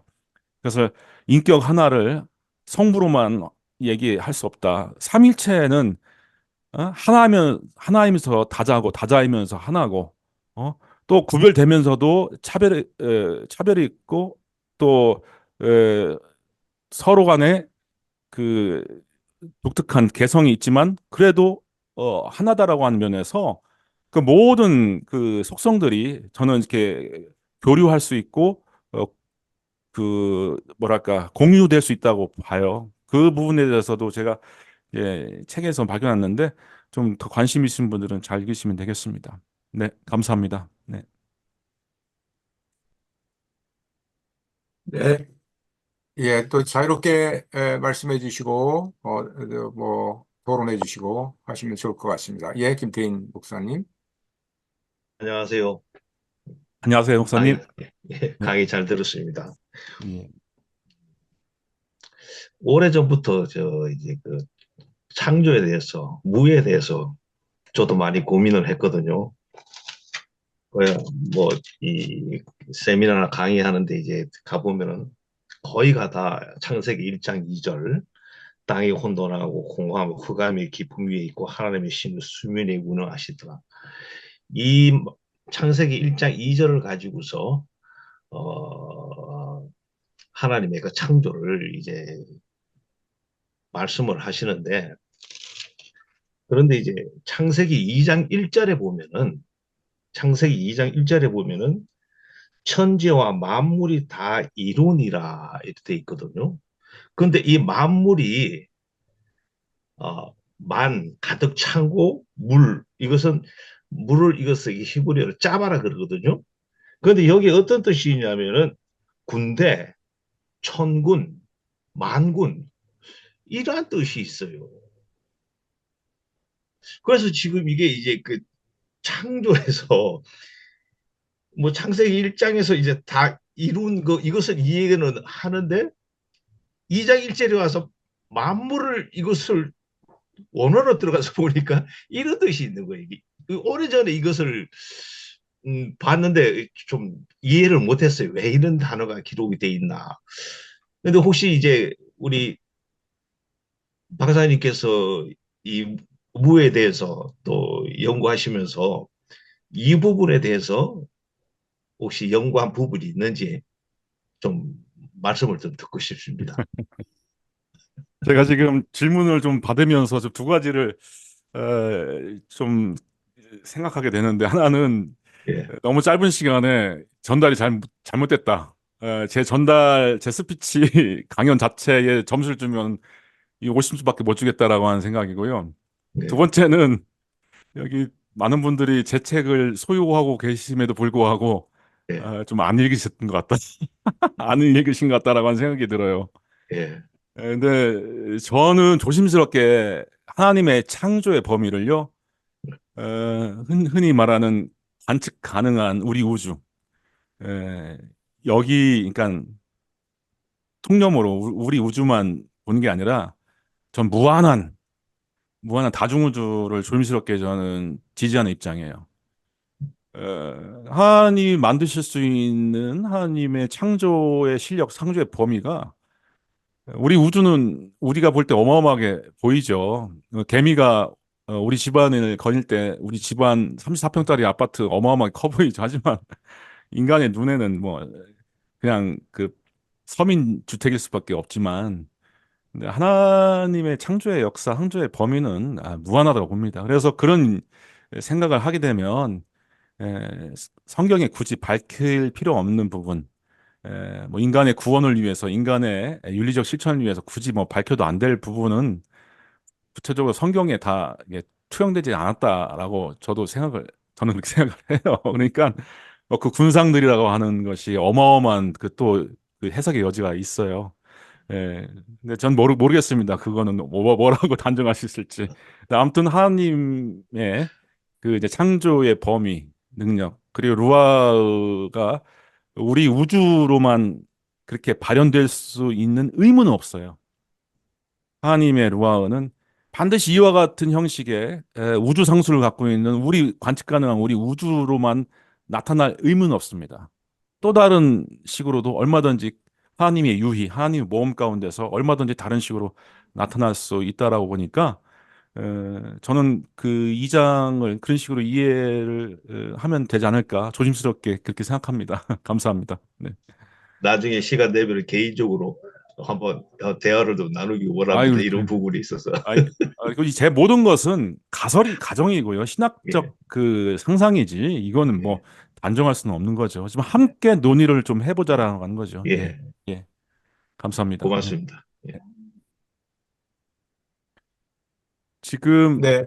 네. 개인적으로는 보면은 좀 우리 그리스도인들이 좀 많이 하시는 것 같은데, 여기 보니까 이제 불교나 타종교를 공부하신 분들도 여러 계시는데 좀 궁금하네요. 어떻게들 좀 들으셨는지. 우리 한서영 선생님? 네, 예, 저, 네. 저는 불교 석사를 받았는데 굉장히, 박 선생님 발표를 굉장히 재밌게 들은 게 제가 석사 때 그 중간학을 했었는데 그러면서 그거를 프랑스 현상학이랑 비교를 하면서 불교의 중간학과 프랑스의 현상학이 이제 실체론을 비판할 때 어떤 식으로 어, 그 경험주의적 또 지성주의적 실체론이 어떤 식으로 파괴될 수 있는지를 비교를 했는데요. 그래서 선생님 어, 발표 들으면서 가장 인상 깊었던 부분은 사실 이제 관찰자 입장에서 세계를 구성하는 것이 흥미로웠는데, 어, 하나님은 사랑이시다라는 부분도 사실 관찰자 입장과 연결이 될 수도 있다고 생각을 해요. 왜냐하면 현상학에서 불교는 물론 그 유심론으로 이미 저희가 다 알고 있으니까 그 세계 구성과 이제 관찰자의 마음이 어떤 식으로 연결되는지요. 근데 현상학에서도 지향성 개념, 특히나 의도, intentionality를 이용해서 세계 구성의 주관이 어떤 식으로 어, 굉장히 적극적으로 참여가 되어 있는지, 데카르트적 이분법이 주와 객을 나누게 되면서 어떤 식으로 광물적이고 기계론적 세계로부터 의식을 빼냄으로써 이제 의식과 세계 구성과의 관계를 어떻게 단절시켰는지 그걸 이렇게 비판하게 되는데 하나님은 사랑이시다 할 때 사실 저도 신학 공부 시작한 지가 얼마 안 돼서 짧은 식견이지만 최근에 한나 아렌트의 그 성 어거스틴과 사랑이라는 한나 아렌트의 박사 논문을 읽었었는데 그걸 읽으면서 이 사랑 개념의 이 현상학의 지향성, 의도의 개념, 또 불교의 유심론 개념, 그러니까 하나님께서 의도를 가지고 세계를 바라보시는 것 자체가 세계 구성과 연결되어 있겠구나 이런 생각을 하면서 선생님 발표를 전반적으로 굉장히 흥미롭게 들었고요. 제가 저도, 짧게 질문을 드리고 싶은데, 오늘 발표에서는, 언급해 주시지 못했지만, 시간 관계상, 그, 선생님 저서를 제가 이제 막 듣고 윤신부님께 이제 질문을 해서 읽어보지 못했는데 앞부분에 서양 학자들의 입장에서 본 부에 대한 그 비평도 있지 않습니까? 근데 네. 서양 신학자들 특히나 칼바르트는 제가 지금 칼바르트랑 다성 류영호 선생님의 무의 존재론을 비교하고 있는데요. 칼바르트는 무를 악의 근원, 특히나 창세기 그 1장 2절 말씀을 근거로 삼아서 이 혼돈이 바로 그 무의 실체이자 그 이 악의 근원이다라고 하면서 굉장히 무를 어떻게 보면 인격적으로까지 이렇게 프레임을 만들어서 무를 이제 악과 인간의 죄악의 원천으로 이렇게 엮어가는데 그 서양 학자들의 무개념에 대해서는 이제 이제 박혁순 선생님께서 동양 사상의 오늘 기와 이제 이런 거 여러 가지 설명해 주셨는데 동양 사상이랑 이렇게 엮을 때 어떤 인상을 받으셨는지 그게 좀 궁금합니다. 앞에서 이 선생님도 아마 이제 동서양 비교 사상의 난점은 그게 아닐까 싶습니다라고 얘기를 하셨었는데 제 서양 사상의 동양 사상의 비교에 있어서 박 선생님께서의 이제 고견은 어떠신지 예, 묻습니다. 네, 감사합니다. 감사합니다. 단톡방에서 우리 한서영 선생님이 동국대에서 불교를 공부를 하시고 독일 가서 그 신학을 하셨다라고 소개받았고 상당히 제가 좀그 놀랍기도 하고 반가운데 그래요. 정말 좋은 또 질문 감사합니다. 그리고 코멘트 한 부분에 대해서 제가 미처 얘기하지 못한 부분은 오히려 코멘트를 하시면서 더 잘 해주신 것 같아요. 저는 어쩌면 그 힌두이즘이나 이제 불교 특히 이제 유식학에서 또 열애장 불교까지 발전하잖아요. 어쩌면 우주의 존재의 원천이 의식이 아닐까. 예, 의식이 아닐까. 예, 루아우나 뭐 저기 로고스라고 하는 것보다 저는 그런 생각하는데 그 의식은 대상과 분리할 수도 있고 분리되지 않을 수도 있으면서 그 어떤 계속 끊임없이 사랑하고 관찰하고 하는 그런 관계. 그것 때문에 우리가 여기 있지 않을까라고 하는 이건 대단히 좀 동양적이고 가장 깊숙이 그냥 들어가 버린 사유라 이거 함부로 꺼냈다가는 저는 이제 골로 가는 거라 저는 이제 멈칫했어요. 근데 그 부분에 대해서 지금 가장 좀 심중이 좀 연구 중에 있고 그런 의미에서 어떤 유물론적인 세계관, 기계론적이고 광물론적인 세계관, 그리고 소박 실제로는 이건 조금 이제 기독교 2000년사 이후에는 좀 벗어날 필요가 있다라고 하는 생각이 좀 들고요. 그리고 두 번째로 질문하신 그 내용은 상당히 이제 제 책에서는 좀 자세히 다뤄놨어요. 그 칼바르트가 물을 그렇게 좀 악마적으로 이야기한 그 부분은 제 칼바르트 전공자인 제가 이제 칼바르트에 대해서 이제 박사 논문을 썼지만 제 이제 박사 지도 교수님이신 또 국내 칼바르트 학회의 또 권위자이시기도 한 장로교 신학대학교의 김명용 교수님에 의하면은 신약 성경에서의 그 마귀를 비신화한 것이다. 그분은 그렇게 일거지하에 그냥 판단을 해요.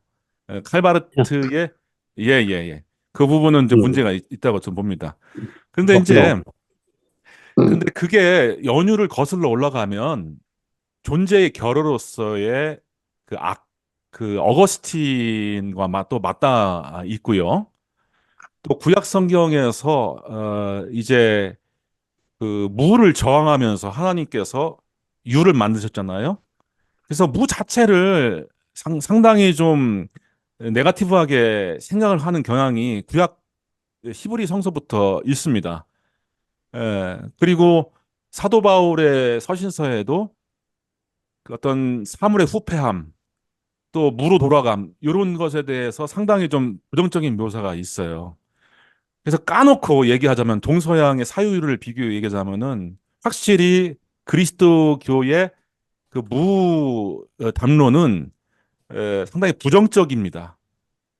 부정적이고 악마적인 부분이 있어요. 그런데 다행히도 초기 그리스도교로부터 쭉 이제 가면서 또 유대교도 유대 신비주의라든지 조화르라고 하는 그 문서집을 만든 일군의 유대교 신학자들이라든지 그리스도교의 신비주의나 부정신학 계열에서는 물을 또 재발견합니다. 상당히 동양 사유에 근접한 물을.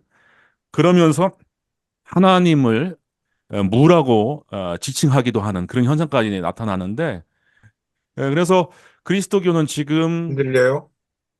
안 들립니까? 예, 예. 그리스도교는 지금 그 무에 대한 긍정적인 접근과 부정적인 접근 그것을 다 보유를 하고 있고 재미있게도 파울틸리아라고 하는 신학자는 그 그 양극적인 비존재와 존재를 통합하는 하나님을 또 그렇게 그려요. 상당히 해결적이면서도 그 어떤 음양론적인 그런 구도 안에서 그래서 지금 어떻게 보면은 그렇게 세 가지 차원을 그리스도교가 다 보유하고 있다. 무를 상당히 좀 악마시하거나 네가티브하게 바라보는 방식과 또 신적 그 표상이라든지 하나님을 대체할 수 있는 어휘.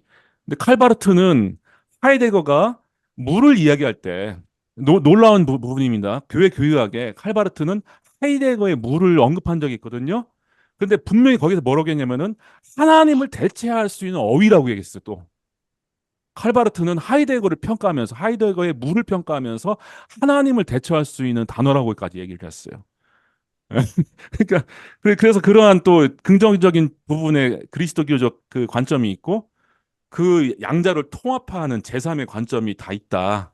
근데 그 교회 교육학을 보면은 이제 마르트의 무 이론에 대해서 많이 깊이 알 수 있고요. 제가 칼바트에 대해서 정리를 하면서 다 그거 찾아갖고 하나하나 다 얘기했으니까 참고하시면 앞으로 연구하시는데 도움이 될 거라고 봅니다. 감사합니다. 예. 네, 네, 고맙습니다. 예, 제가 좀 예, 이야기하겠습니다. 네. 그, 이 책이요. 800페이지가 가까운 책입니다. 제가 이걸 줄을 쳐가면서 이제 지금 읽고 있는데, 이렇게 다 줄을 쳐면서. 아주 솔직하게 얘기해서, 이 책의 그, 지향점은 어떤 우리 박교순 교수님께서 마음 먹었던 것은 무와 하나님을 어떻게 볼 것이냐. 무와 연결을 시켜서 하나님을 어떻게 다시 볼 것이냐. 이거였다고 생각해요. 근데 오늘 이렇게 말씀이 너무 확산되면 저는 가장 중요한 점이 논의되지 않고 있다는 얘기예요. 무를 어떻게 보셨느냐는 얘기죠. 무라는 거를.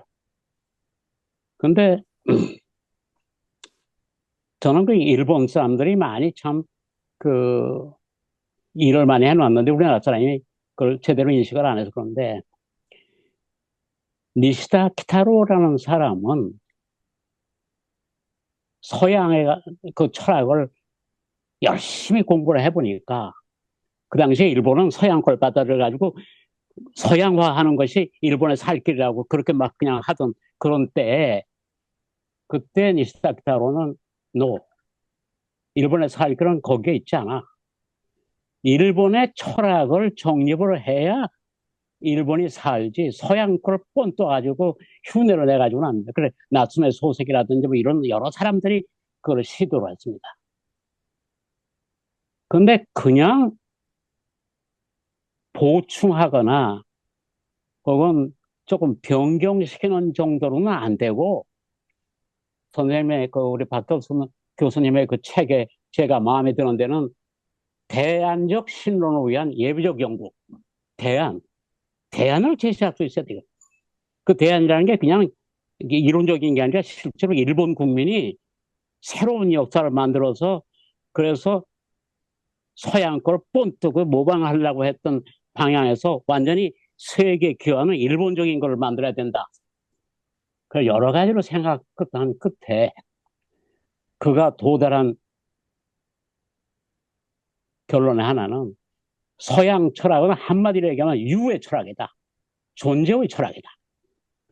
그러면 거기에 대안입니다. 대안. 보충이 아니고 대안으로서는 무의 철학으로 할 수밖에 없다. 그리고 무라는 것은 일본 사람이 옛날부터 거기에 숙지, 잘 알고 온 문제이기 때문에 더군다나 거기에 기반을 두고 하는 것이 오히려 일본이 세계에 기여할 수 있는 새로운 길을 만드는 거다. 그래서 무의 철학을 이제 이야기하기 시작했는데 저는 니시다하고 똑같은 생각이 아닙니다. 우선 제 얘기하기 전에 니시다를 얘기를 해야 되겠지 하는 거예요. 니시다는 무라는 것은 어떤 실제나 존재가 아니다. 모든 실제와 존재를 실제하게 가능하게 할 수 있는 장소다. 그 장이라는 말만 가지고 하니까 자연과학에서 얘기는 필드 이론에 놓은 것도 흡수돼 버리니까 조금 더 그걸 구체화시켜서 장소라고 그랬어요. 사실은 필드라는 개념, 물리학에서 얘기하는 필드에 가까운 개념인데요. 모든 존재와 실제가 그리고 사고와 사념과 이념이 존재 가능하게 하려면 그 토대가 공간이 있어야 될 거 아니냐. 근데 그것은 이렇다 저렇다 규정할 수 없기 때문에 무라고 하는 거다. 그것이 일본이 옛날부터 이를테면 이제 특히 불교 영향을 많이 받았는데 무가 그 기반이 돼서 유가 거기서부터 나온다. 그러니까 모든 유가 유되게 하는 근거로서는 무. 그래서 무가 오히려 유보다 더 근원적이다. 그러니까 철학은 거기에 기반을 둔 새로운 철학을 만들어야 된다. 근데 그것이 이제 일본 말로만 되어 있을 때는 그 좀 한계가 있었는데 영어로 번역된 순간 세계적인 관심이 됐어요. 그래서 지금은 서양에서도 니시다를 동양에서 가장 오리지널한 철학자라고 인정하거든요. 근데 저는 그런 생각을 했어요. 그 800페이지가 넘는 책을 제가 일단은 한 번은 읽었고 이제 두 번째 읽기 시작하는 건데 너무 여러 가지를 말씀하신 바람에 그 진짜 그 무하고 하나님하고에 대한 연결성, 무로 하나님을 보면 이때까지 하나님론과 어떻게 다르냐? 이 점이 좀 그 확실하지 않는 것 같아요. 존재로서의 하나님이 아니고 무로서의 하나님이라고 우리가 재규정을 하면 그 하나님은 어떤 설명 방식이 가능한가? 물론 전체는 파악할 수 없어요. 그 무한한 하나님을 유한한 인간이 그릇에 담을 수 없으니까 안 되지만은 그러나 인간의 말로 가능한 설명 방식이 어떤 것이 가장 적합하냐? 근데 제가 그 읽어본 일본 사람의 책들 가운데서 신학자 쓴 책은 역시 그 너무 그 이론이 복잡해서 보통 사람은 알아들을 수 없어요. 그러니까 그런 이야기에서 그 마음에 가서 닿질 않는다. 오히려 동문학자인 한 사람이 그 문학자입니다. 철학을 공부했고 신학도 공부했지만은 그러나 신학자는 아니에요. 그리고 목사도 아니고 일반 평민이죠. 이 사람이 무의 신학이라는 걸 썼어요. 근데 그 아주 획기적인 거죠. 무의 신학. 근데 그 전에 예수를 무자 예수, 무라고 하는 예수, 무자 예수라는 책을 썼거든요.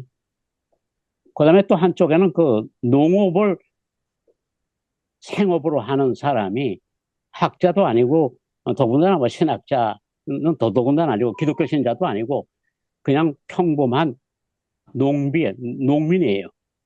근데 공부를 많이 해요. 그 양반이 신의 혁명이라는 책을 썼어요. 신 자체를 경명해야 된다는 거예요. 이때까지 서양에서 얘기해온 신은 일본 사람에게는 맞지 않는 옷이고, 그리고 영양가도 없고, 그리고 거기서 아무런 그 감흥도 느끼지 못하니까 신 자체를 혁명해야 된다. 아주 완전히 아주 근본적으로 바꿔야 된다. 어떻게 바꾸느냐? 무로서의 신으로 바꿔야 된다. 이제 그 중요한 말씀을 하신 것 같아요. 예, 중요한 예. 말씀을 하신 게 뭐냐면은 네네. 본질적인 것이 이제 무의 입장에서 무와 하나님과의 관계가 집중적으로 다루어지지 않은 듯한 인상을 받으셨다. 그러면서 거기서 이제 출발하셔서 쭉 말씀을 하신 거 아니겠습니까? 예, 근데 이제 예. 제가 듣기에는 그 루아흐 얘기하면서 기루 얘기하시고 또 로고스 얘기하면서 뭐 정보로 얘기하시고 또 예. 하나님 성부 얘기하면서 심식으로 네. 얘기하시고 네. 그것이 이제 동양적인 개념에서는 무와도 다 상통할 수 있는 무, 기, 뭐, 공 이렇게 상통할 수 있는 이제 그런 개념인데 그것이 하나로 네. 그 묶어지지 않았다 이렇게 발표를 하시면서 그건 이제 발표의 기술이라고 생각이 되는데 이제 그런 점에서 이해도 되고 또 한편으로는 다르게 이해할 수도 있지 않나라고 하는 지금 제가 좀 변명을 사회자로서 발표자 입장에서 변명을 한번 해봅니다. 우리 그 김영환 교수님 어떻게 들으셨는지 제가 좀 말씀을 좀 부탁드려도 될까요? 예, 예, 잘 들었습니다. 그런데 저는 이제 발표를 들으면서 혹시 우리 박 목사님 원효를 한번 보셨는가 그게 궁금하네요. 예, 원효요. 뭐 예, 대승기신론 서 같은 거요. 예. 아니, 이 뭐 문제를 네네. 제가 딱 보니까 한 신라 시대에 네. 이제 유와 무를 대립을 시켜 놓았거든요. 네. 그러니까 아까 보니 김태형 선생님 결국 하나님을 유로 보고 이제 무의 자리를 지금 논할 때 이 무가 존재의 근거로 보느냐, 뭐 이런 아주 해석으로 또 여러 가지 이제 철학을 다 이렇게 하다 보면 복잡해질 수 있는데, 근데 우리가 지금 이 순간, 그 문제를 이미 천년 전에 고민을 하셨어요. 유식적 유화. 네, 아까 그 우리 한서연 선생님이 얘기했듯이 그 중간의 사상은 무거든요. 무. 근데 네, 이 무와 유를 놓고 이 사람은 유무를 회통시킨 자리에서 일심이란 말을 썼어요. 일심. 한마. 일심. 네, 그러니까 내가 지금 제일 궁금한 거는 이렇게 하나님과 무를 대칭시켰을 때 이 두 개념을 묶어서 개념화한다면 뭐라고 할까? 이걸 제가 하나 질문을 드리고 싶고, 그 다음에 이제 제일 중요한 질문인데, 지금 이제 가령 불교 사상에서 부처가 뭐냐? 기독교 사상이 하나님 뭔가 지금 같은 질문이잖아요. 그런데 이제 화엄을 인용하셨는데, 불의 부동, 명위불, 옛날부터 변치 않는 것. 그걸 이제 전에 지난 진여라고 할 수 있죠. 진실되고 변함없는 그것을 부처라고 한다. 아주 명확하게 되어 있어요. 그러니까 하나님도 이 입장에서 보면 세상은 다 변하고 이가 기도 뭐고 온갖 잡다한 논변은 사유인데 이 잡다한 사유는 하나님과는 직접 관계는 없죠. 왜? 인간이 만든 거니까. 그럼 하나님이 뭐냐? 애부터 참되고 불변한 그 자리를 마치 과음에서 부처라 하듯이 분명히 명시되어 있다면 우리의 초점은 내가 이제 기독교인을 많이 보면서 느낀 게 며칠 전에도 그렇게 얘기를 했어요. 한 사람이 예수 그리스도를 무한히 불렀어요. 한 30년을 불렀어. 근데 늘 이런 생각을 해요. 다 충족시켜 줄 것이다. 그런데 결과적으로 보면 충족이 안 됐어요. 근데 많은 현대인들이 이런 고민이 있을 거예요. 그래서 저는 그 존재의 자리에서 만약에 은총이 온다면 그것을 어떻게 설명할 수 있을까? 이제 불교적 관점에서 보면 이렇게 설명이 되죠. 불교적 관점에서는 아까 전에 화엄을 얘기하셨지만 그 불의 위신력, 그러니까 그 액부터 불변하는 그 자리에서 한없는 힘이 온다. 1번. 두 번째, 보살들이 부처를 이루면서 그때 행사했던 힘이 그것이 바로 이제 보는력이 보는력. 그러니까 예를 들어서 아미타 부처가 된 법구는 그 48대 원을 통해서 부처를 이루면서 그 내가 있는 곳에 오면 고통이 없다 하는 것을 만들었어요. 그러면 이제 우리가 비행기표를 타면 비행기를 타고 싹 하늘을 가듯이 내가 운전 안 해도 되는 거예요. 바로 극락왕생한다는 게 이게 이제 원효가 강조했던 바인데, 그건 뭐냐?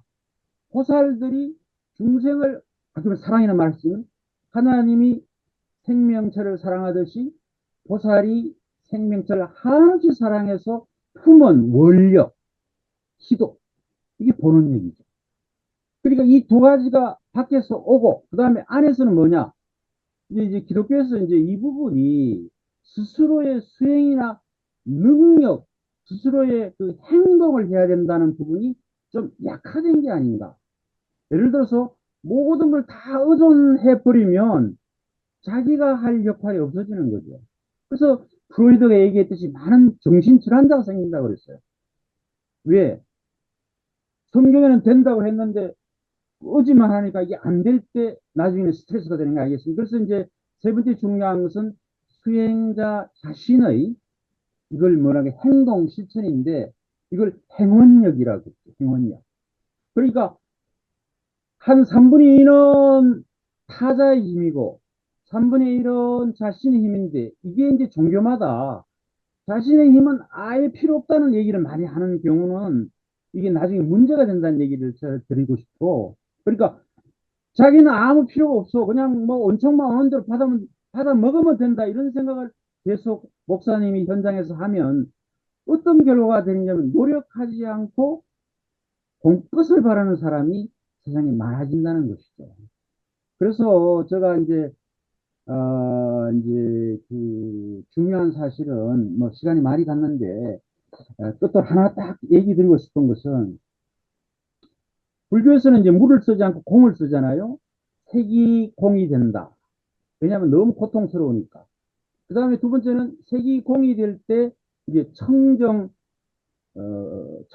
보는 거고, 법신이죠. 그 다음에 공덕시세, 공이 색이 될 때는 공덕신을 본다. 이 공덕신이 나는 예수님 같았어요. 보살들이 공덕을 통해 전부 다 성불에 이르거든요. 성불에 이르면 자기가 부처를 이루는 거잖아요. 근데 예수님도 하나님 자리까지 갔다고 봐도 되고 아들로 머물렀다고, 하여튼 더 중요한 것은 불교적으로 설명하면 공덕 위신, 여기에 이제 공덕의 부처가 되는 거지. 이게 이제 밀교에서 얼마 전에 가보니까 적신성불, 이 몸 그대로 부처를 이룬다. 이게 이제 일본 국가가 발전시킨 개념이고 이게 많이 퍼졌는데, 그 다음에 세 번째 중요한 것은 저쪽 세계는 진여지만 이쪽 세계는 진여가 아니잖아요. 영지 세계. 그러니까 영기와 진여는 둘이면서 하나인데 진여의 힘이 영기 쪽으로 들어올 때, 이게 이제 기독교 쪽으로 은총이 들어오는 거 아니겠습니까? 그러면 들어올 때 아까 그런 관계성으로 들어오는데, 우리가 이제 기독교인도 많고 뭐 불교인도 많고 이렇게 신앙 종교가 있는데, 제가 이제 종교 대화반에서 좀 우리가 좀 강조할 내용은 이렇게 자기와 타자가 같이 가야 되는 문제를 기독교식으로도 설명하고, 지금 하나님과 하나님의 현존을 물어서 해버리면 그 관계가 좀 더 구체화되기가 어렵지 않겠는가. 그래서 세 번째는 이제 결국 천백억 화신이 석가모니 불이에요. 그러니까 최근에 이제 놀라운 사실은 그 석가열애 이전의 그 가섭열애하고 그 이전의 정광열애가 일본에서 가져갔다가 일본에 간 거를 저 보스턴에 갔다가 보스턴에서 100년 전에 간 거를 100년 동안 이제 못 온 거를 이번에 찾아왔어요. 근데 이 뭔 얘기냐 하면, 우리가 하루 생각하면 부처는 석가모니라 생각하는데 그렇지 않습니다. 석가모니는 천백억 화신 중에 한 분이고, 천백억 화신 중에 한 분은 그냥 현세에 나타난 부처일 뿐이죠. 그럼 그 이전에 그 이번에 가져온 걸 보면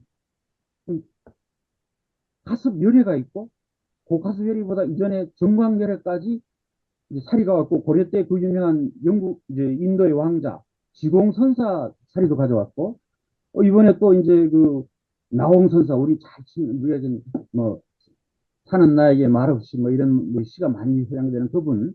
그래서 제가 얘기하고 싶은 것은 하나님이 지금 이제 어떻게 작용하는가, 그 부분이 좀 더 나오면, 이게 결국 신학을 얘기하기 위함인데 그 부분이 좀 나오면 안 좋겠네, 이런 생각을 해봤습니다. 예, 이상입니다. 너무 시간 많이 끌었네요.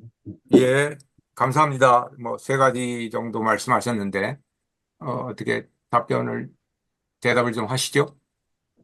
네. 지금 제 컴퓨터가 스피커가 예. 안 좋아서 그런지 그 조금 뭐랄까 먹먹하게 들려갖고 아, 그렇습니까? 아, 예, 제가 사실 파악을 잘 못한 것 같아요. 근데 이제 예. 뭐 그, 예, 지금 함부로 제가 대답을 못할 것 같은데 첫 예. 번째는 예, 이제 예, 중간과 유식의 예, 관계였었고, 그래서 원유가 그것을 집대성한 예, 예, 그런 것을 좀 더 살펴보셨으면 좋겠다. 그런 예, 이제 제가 이해한 이야기고, 두 번째는 기독교에 말하자면 수행이 부족하다. 자기 힘, 자기 노력이 부족하다. 그런 아, 걸 예, 많이 느낀다. 그런 얘기이시고요. 예, 그다음에 예, 세 번째는 이렇게 물을 얘기하고 하시는데, 신학이 되려면은 하나님의 행위, 네, 하나님이 어떤 행위를 하시는지 그런 얘기를 좀 풀어나가셔야 되지 않겠나. 아, 그렇게 저는 예. 이해를 했습니다, 질문을. 아, 제가 뭐, 두꺼운 책이라고 하지만 딱 탈고한 이후에 모자람을 어마어마하게 느껴요, 지금. 지금 빠뜨린 게 어마어마 많습니다. 지난번에도 바로 그냥 뭐 이런 것 좀 더 공부하시지 뭐 러시아의 신학자 누구를 또 얘기하시면서 하는데 아니 저는 이제 대안적 그 예비적 연구로 이제 그만두고 이제 다음부터는 이제 쉽게 에세이식으로 좀 쓰려고 하고요. 또 지금 김성님께서 말씀하신 것처럼 특히 이제 저는 또 유불도 중에서 가장 제가 좀 불교를 좀 가장 깊이 있게 공부하고 어, 불 불교의 그 사유의 그 모든 방향은 다 있죠. 동서고금을 막론하고 불교의 그 사유 방식의 그 방향성 같은 것들은 이미 다 해놨다라고 저는 그렇게 느끼기 때문에 지속적으로 공부를 좀 할 것으로 저는 그렇게 다짐하고 있습니다. 나중에 공부 더 해서 더 깊은 논의를 좀 했으면 좋겠습니다. 예, 예, 감사합니다. 예, 예. 감사합니다. 예. 네네. 네. 우리 김영주 선생님께 제가 말씀을 좀 부탁드려도, 드리고 싶은데, 예. 네. 네, 안녕하세요. 안녕하세요. 아, 저는 아직 책을 다 읽지 못했고요. 너무 양이 방대해가지고, 기에 눌려가지고, 지금, 시간 날 때마다 틈틈이 읽고 있는 그런 지금 상황입니다. 아무튼 뭐 이런 귀한 책을 또 쓰셔가지고 다시 한번 축하드리고요.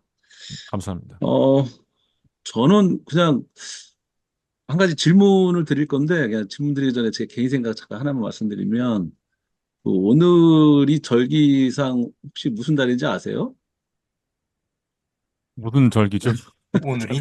우리가 보통 24절기를 이야기하는데 오늘이 망종이에요. 아, 예, 예. 예, 몰랐습니다. 예. 절기는 이제 어, 절기와 이제 절후가 있는데 그 합쳐서 이제 24절기라고 하는데 그 월을 바꾸는 거는 이제 12개가 있거든요. 왜 이 말씀을 드리냐면은 저는 그냥 이 천지인을 이렇게 봤을 때 사람은 인위예지로 살아야 된다. 그럼 자연 법칙은 춘하추동으로 순환 반복한다. 그리고 그러면 천은 원형 이정. 결국은 천지인이 다 순환 반복 어떤 자연의 법칙에 의해서 저는 그렇게 움직인다고 이제 이렇게 생각을 하고요. 그랬을 때 과연 저는 종교 또는 철학 이전에 우리가 봐야 될 부분은 우리가 무를 이야기할 때 지금 그걸 뭐 공허, 뭐 무 이야기를 하지만 실제는 그 맨 앞에 주역에서 역경과 역정을 살펴보면 첫 번째가 관, 두 번째가 찰, 세 번째가 견입니다. 그러니까 세 번째가 찰, 뭐요? 관이, 세 번째가, 볼견자, 견. 네. 네. 그러니까 우리가 생각할 때는 찰관이라고 생각하지만 사실은 관, 찰, 견이거든요. 그래서 이게 이제 철학적 사회로 봤을 때 그냥 형상, 유물을 보는 것이 관이고 그것을 연구하고 살피는 것이 찰이고 그리고 그거에 따른 어떤 자기의 어떤 소신적인 어떤 의견이나 이런 것들을 하는 거 이게 견이라고 저는 이제 생각을 하는 거거든요.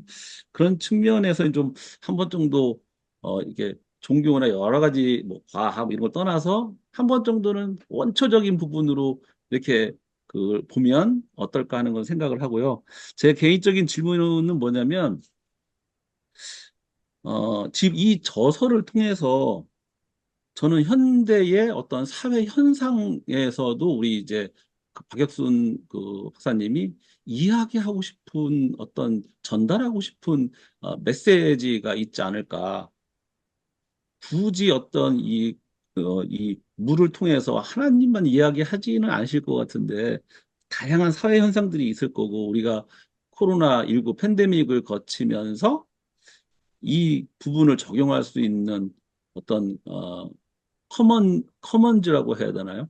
이런 부분들에 대해서 어떤 정말 전달하고 싶은 이 책을 통해서 나는 이 부분을 전달하고 싶었다라고 하는 게 있으면 말씀해 주셨으면 좋겠습니다. 이상입니다. 네. 우리 혹시 김 박사님 머리말 저기 끝에 맺은 말까지 지금 읽으셨습니까? 아, 아직 못 아직 읽었어요. 못 읽었어요? 사실 맺은 말에 다 해놨어요. 제가 종교 간의 대화나 또 카톨릭이라든지 타 교파와의 대화를 염두에 놨을 때 사실 하나님이라고 하기보다 하느님이 더 통용하기 좋거든요. 근데 제가 왜 굳이 하나님이라고 했냐면은 계속 공부를 하다 보니까 너와 나, 자아와 타자, 또 현세와 내세, 본질과 그리고 현상계, 그리고 생과 사, 모든 것이 다 하나고 심지어 피조물과 창조주도 하나다라고 하는 의식까지 가게 되더라고요. 제가 공부를 계속하면서 제가 칼바르트와 위르간 몰트만의 정치신학 비교 논문 쓰고서 그 두 분이 공교롭게도 사회주의자거든요. 그 두 신학자들이. 그래서 뭐 페이스북이라든지 이런데 뭐 박근혜 욕 처발라갖고 하고 뭐 그렇게 살았어요. 근데 이제 계속 그 동양적 사유와 이런 걸 계속 하다 보니까 한 번 음하고 한 번 양하는 것이 도라고 하잖아요. 개사전에.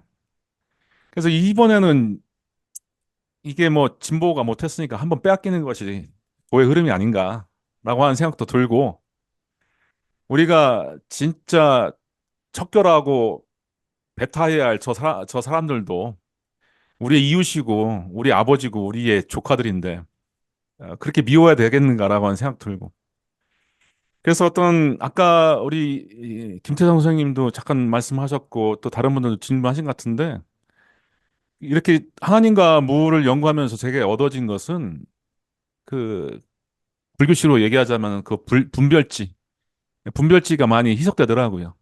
예, 분별지가 희석되고 지금 아신 분은 아시겠지만 제가 무직 상태예요. 뭐 간신히 그 지방신학교 강의만 하고 예.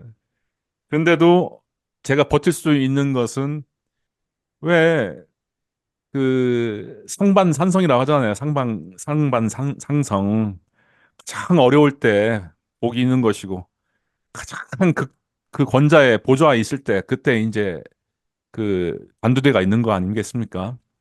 그래서 지금 어려운 시절을 좀 지냈는데도 그냥 제가 평정심을 유지할 수 있고 그냥 감사를 할 수 있는 것은 이 고난 가운데서도 이 기쁨이 있는 것이다라고 하는 그건 참 도양적인 사유에 대한 깨달음 때문에 그게 가능한 것이고요. 그리고 맨 마지막 이제 이제 맺은 말의 마지막에 제가 존 don의 시를 썼어요. 어떻게 인용했어요. 어떤 마을에 조의를 표하는 종이 울렸을 때 우리 마을 중에 누가 죽었지? 지금 팔순 바라보는 뭐 스미스 씨가 죽었나? 아니면 그 우리 옆집에 뭐 메리 병에 걸리는 메리 부인이 죽었나?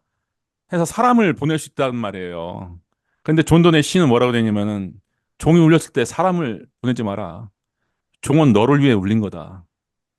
그러니까 어떤 희노애락과 자와 타자의 경계가 없다. 존 don이라고 하는 분은 이제 그 성공의 신부님 아니에요? 그래서 그 참 그 나와 너를 나오지 않고 분별을 하지 않는 그 차원이 그 이제 하나님의 차원이고 그게 에, 양극을 다 포섭하는 그 무극의 차원. 예. 그게 태극이 무극에서부터 오잖아요. 예. 그 무극의 차원. 그 무극의 차원이 곧 하나님이 악인에게도 비를 내리시고, 응? 악인에게도 해를 주신다는 마태복음에 나오는 그 하나님의 차원이다. 저는 그렇게 보는 거죠. 그래서 상당히 전 나중에는 좀 윤리적인, 실천적인 이야기를 좀 가져가고 싶었는데, 더 끌어가면 힘들 것 같아서 그냥 뚝 끊었어요. 예, 앞으로 그런 거는 이제 다른 저서에서 더 해 나가야 되겠죠. 감사합니다. 네. 네, 감사합니다. 앞으로 한 15분 정도 더 대화를 이끌어 나가겠습니다. 우리 윤정현 신부님 좀 말씀 좀 해주셨으면 좋겠고요. 그 다음에 이어서 임덕수 선생님도 우리 말씀 한마디 해주시면 좋겠는데, 예, 윤정현 신부님, 예, 가능하시면, 네, 부탁드립니다. 예, 저는 아직 책을 구하지 못해서 읽지를 못했습니다. 아, 죄송합니다. 죄송합니다. 제가 드려야 되는데 아니 그리고, 가져가서 드린다고 하는 게 계속 미뤄져 갖고 죄송합니다. 아유 그리고 참. 예, 제 모뎀이 먹통이 돼가지고 예, 예. 지금 인터넷 상황이 좋지 않아서 휴대폰으로 겨우 핫스팟 켜서 하기 때문에 다음에 말씀하겠습니다. 죄송합니다. 예, 알겠습니다. 네. 네. 네, 예, 감사합니다. 예, 다음에, 네, 말씀해 주십시오. 예, 우리 임덕수 선생님, 네, 네, 예, 네. 예, 네. 말 부탁드립니다. 예. 저는 그 늘 놀라는 것이 공부들을 많이 하신다. 아까 특히 그 독일에서 공부하시는 한서연 선생님이신가? 굉장히 참 놀랍습니다. 저도 한참 소시적에는 독일에서 잠시 있었습니다만은 그렇게 그 어려운 공부들 하기가 쉽지 않은데 참 존경스럽다는 생각이 들고 이제 책은 못 봤습니다만 우리 박 교수님도 공부를 엄청 많이 하신다 이런 생각이 들고요. 하나 질문 겸 저는 이제 이 주로 하는 일은 이제 문화재 일을 하고 있고 그 예, 이제 매듭은 못 졌습니다만은 그 연담 김명국의 선화연구라고 해서 선도 선 이론에 대해서도 수십 년 전에 동국대학교 대학원에서 공부를 했는데도 뭐 거의 다 잊어먹었고 최근에는 그냥 일상적으로 불교 TV에서 하는 화엄경 강의가 아마 7, 8년 전에 녹화된 것 같은데 무비 스님 화엄경 강의를 그 하루에 꼭 한 번은 들으려고 해요. 한 15분 정도 하는데 오늘 주제와 말씀 그 연결되는 내용이 뭐냐면 아까 계속 박 교수님 말씀도 있었고 다른 분도 말씀이 있었는데 불교적으로 진여불성 어떤 진여 이런 것이 그 어렴풋이는 뭔 소리인지 알겠어요. 그 뜻이 오늘도 말씀. 근데 이제 계속 엄청이 이제 뭐 그 화엄경이 대방광고를 하면 워낙 길으니까 지금 한 달 이상을 계속 비슷한 얘기 같은데 이런 얘기예요. 진여불성은 선행하고 똑같다. 그게 기독교식으로 얘기하면 먼저 다운 얘기 같은데 사랑하고 똑같다는 얘기예요. 좋은 일을 하는 것이나 진여불성이나 똑같다는 얘기를 계속 강조해요. 불경에서. 근데 이제 그 스님들도 특징이 가끔 얘기하면 한국 사람도 저도 그렇고 이걸 논리적으로는 한 번도 설명을 안 해요. 그냥 계속 불경에 이 사랑이라는 얘기는 아니고 이제 선근해양이다. 진여불성 이꼬로 선근해양이다. 어떤 경우는 오히려 진여불성, 마음 이런 거보다도 더 선근해양. 오늘날 용어로 얘기하면 착한 일 하는 것이 더 중요한 것이다. 또는 기독교 용어로 얘기하면 뭐 여러 얘기보다도 사랑이 가장 중요하다는 얘기를 화엄경에서 계속 그 강조해요. 그 다음에 이제 최근에 제가 느끼는데 우리 집안에서도 이제 우리 아들이 이제 채 30이 안 됐고 집사람도 그런데 저는 이제 어떻게 살다 보니까 이런 종교와 관련한 학술대회나 동학이나 이런 데 좀 참여를 좀 하는 편이거든요. 그러면 이 아들도 그렇고 집사람도 그렇고 맨날 우려하는 것이 잘못하면 땅 팔고 집 파는 거 아니냐 이런 굉장히 종교 중독에 대해서 얘기를 많이 해요. 근데 상대적으로 제가 볼 적에는 우리나라 사람들이 종교 문해력이 굉장히 떨어진다.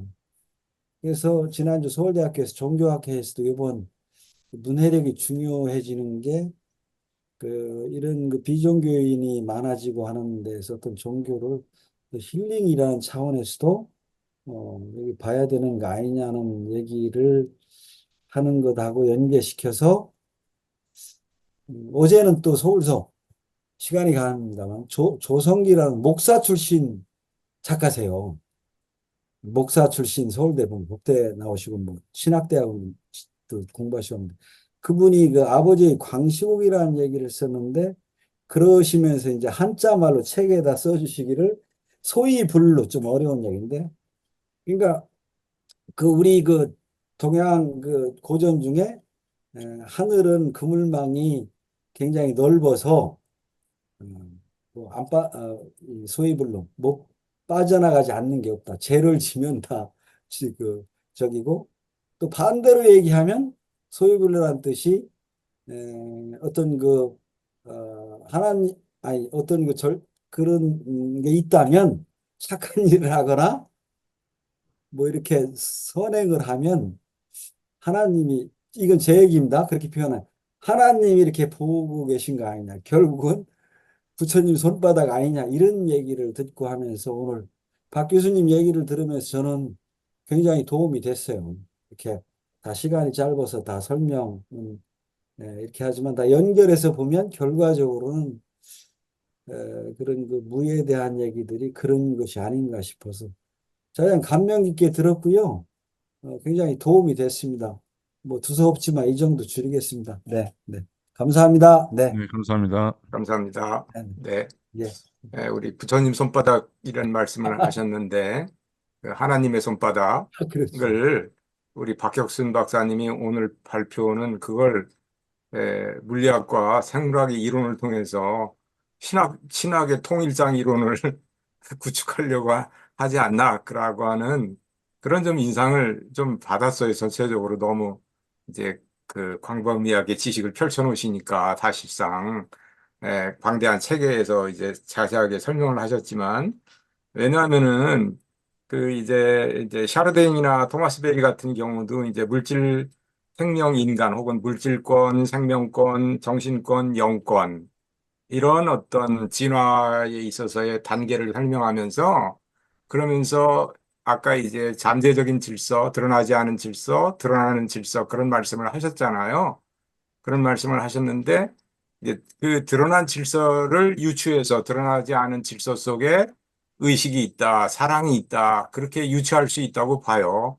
말하자면은 원효 대사께서 일심을 얘기하면서 우주적인 일심, 소위 심식 뭐 그런 것들은 저 물질 세계, 저 미세의 입자 속에도 다 있다. 이제 그렇게 얘기할 수도 있다고 봐요, 저도. 그렇지만 우리가 하나님의 사랑이다. 그러니까 하나님은 존재 자체다. 철학자들이 그렇게 얘기하고 그 존재 자체를 우리는 사랑이라고 부른다. 우리는 사랑이라고 말하겠다. 이제 토마스 아퀴나스의 신조증이 그거잖아요.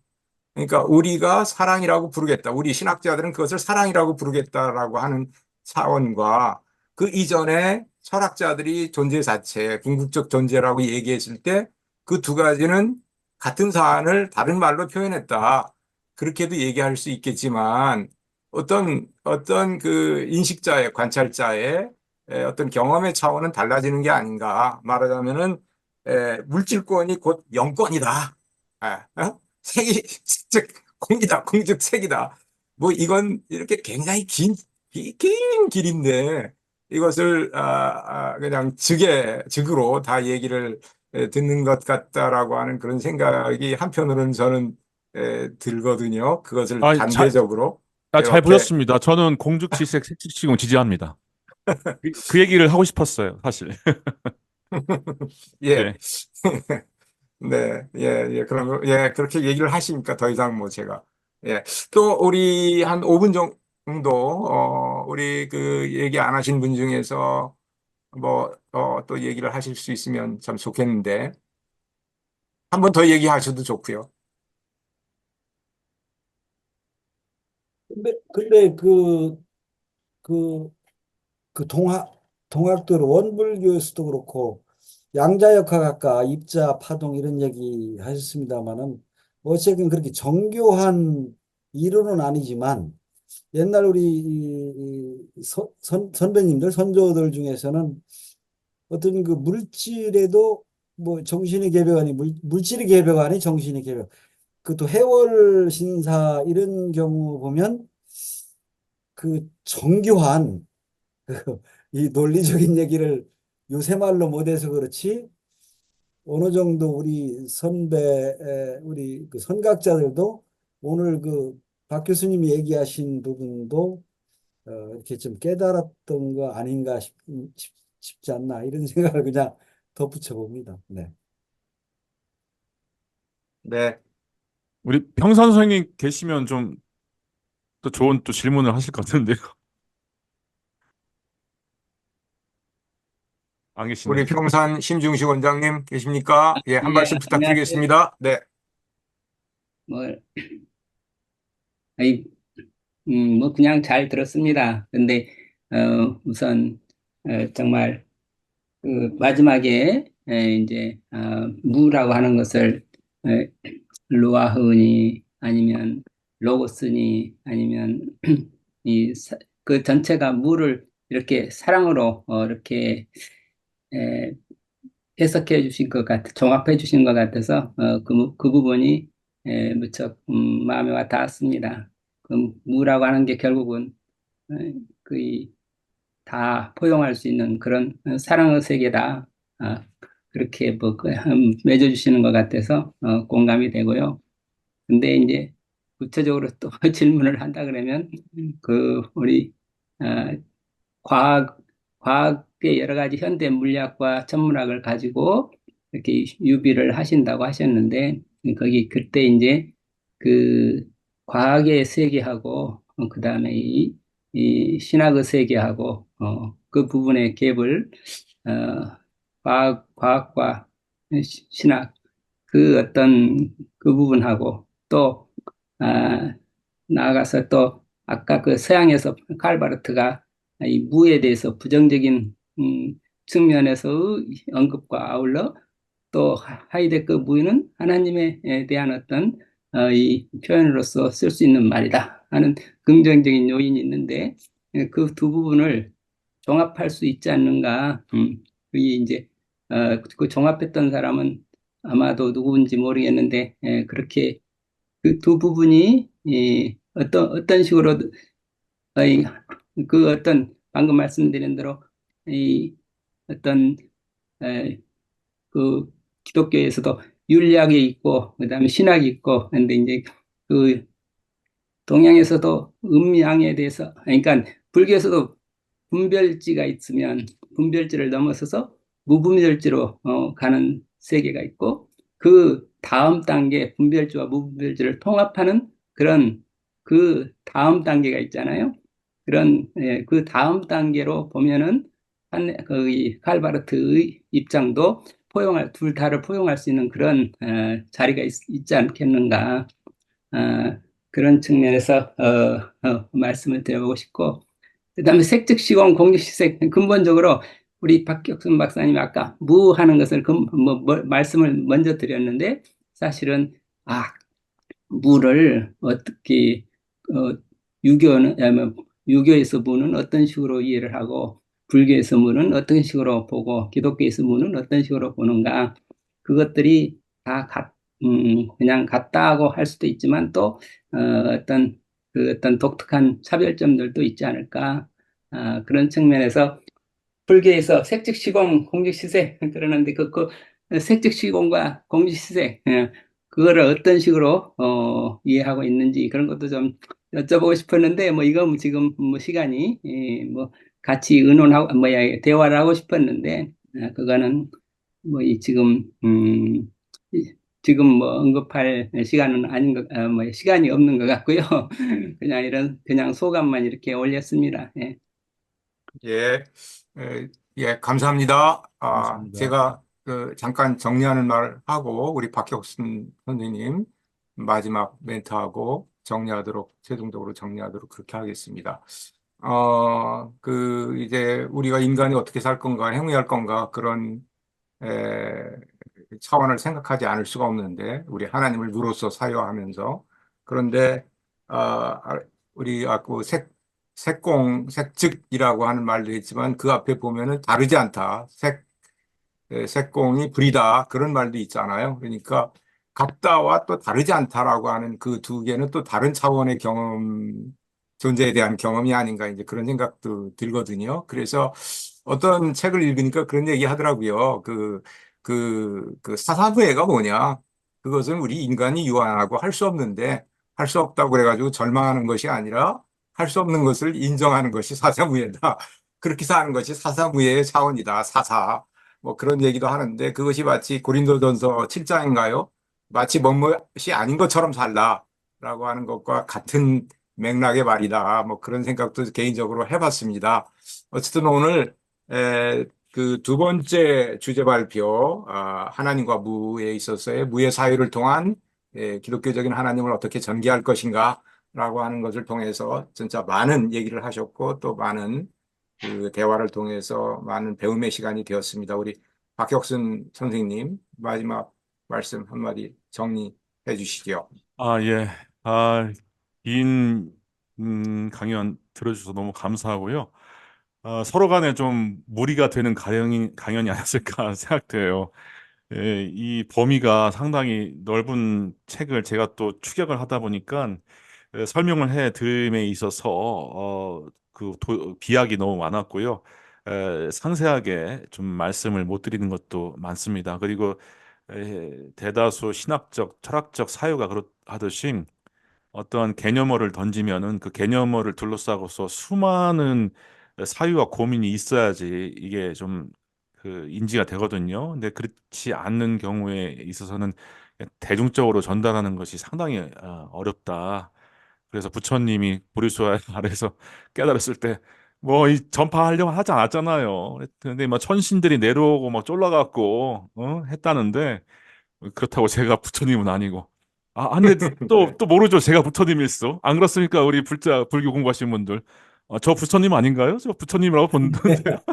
네, 네, 모든 사람이 아닙니다. 부처입니다. 부처님. 예, 인상이 감사합니다. 예. 부처님 같으셔. 예, 누구나 부처님이죠. 예, 누구나 부처님인데.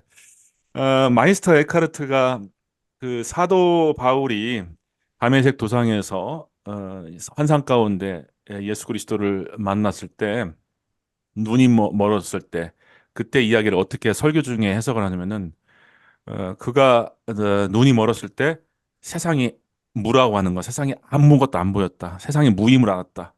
그리고 또한 하나님이 무임을 알았다. 이런 설교를 했어요. 예.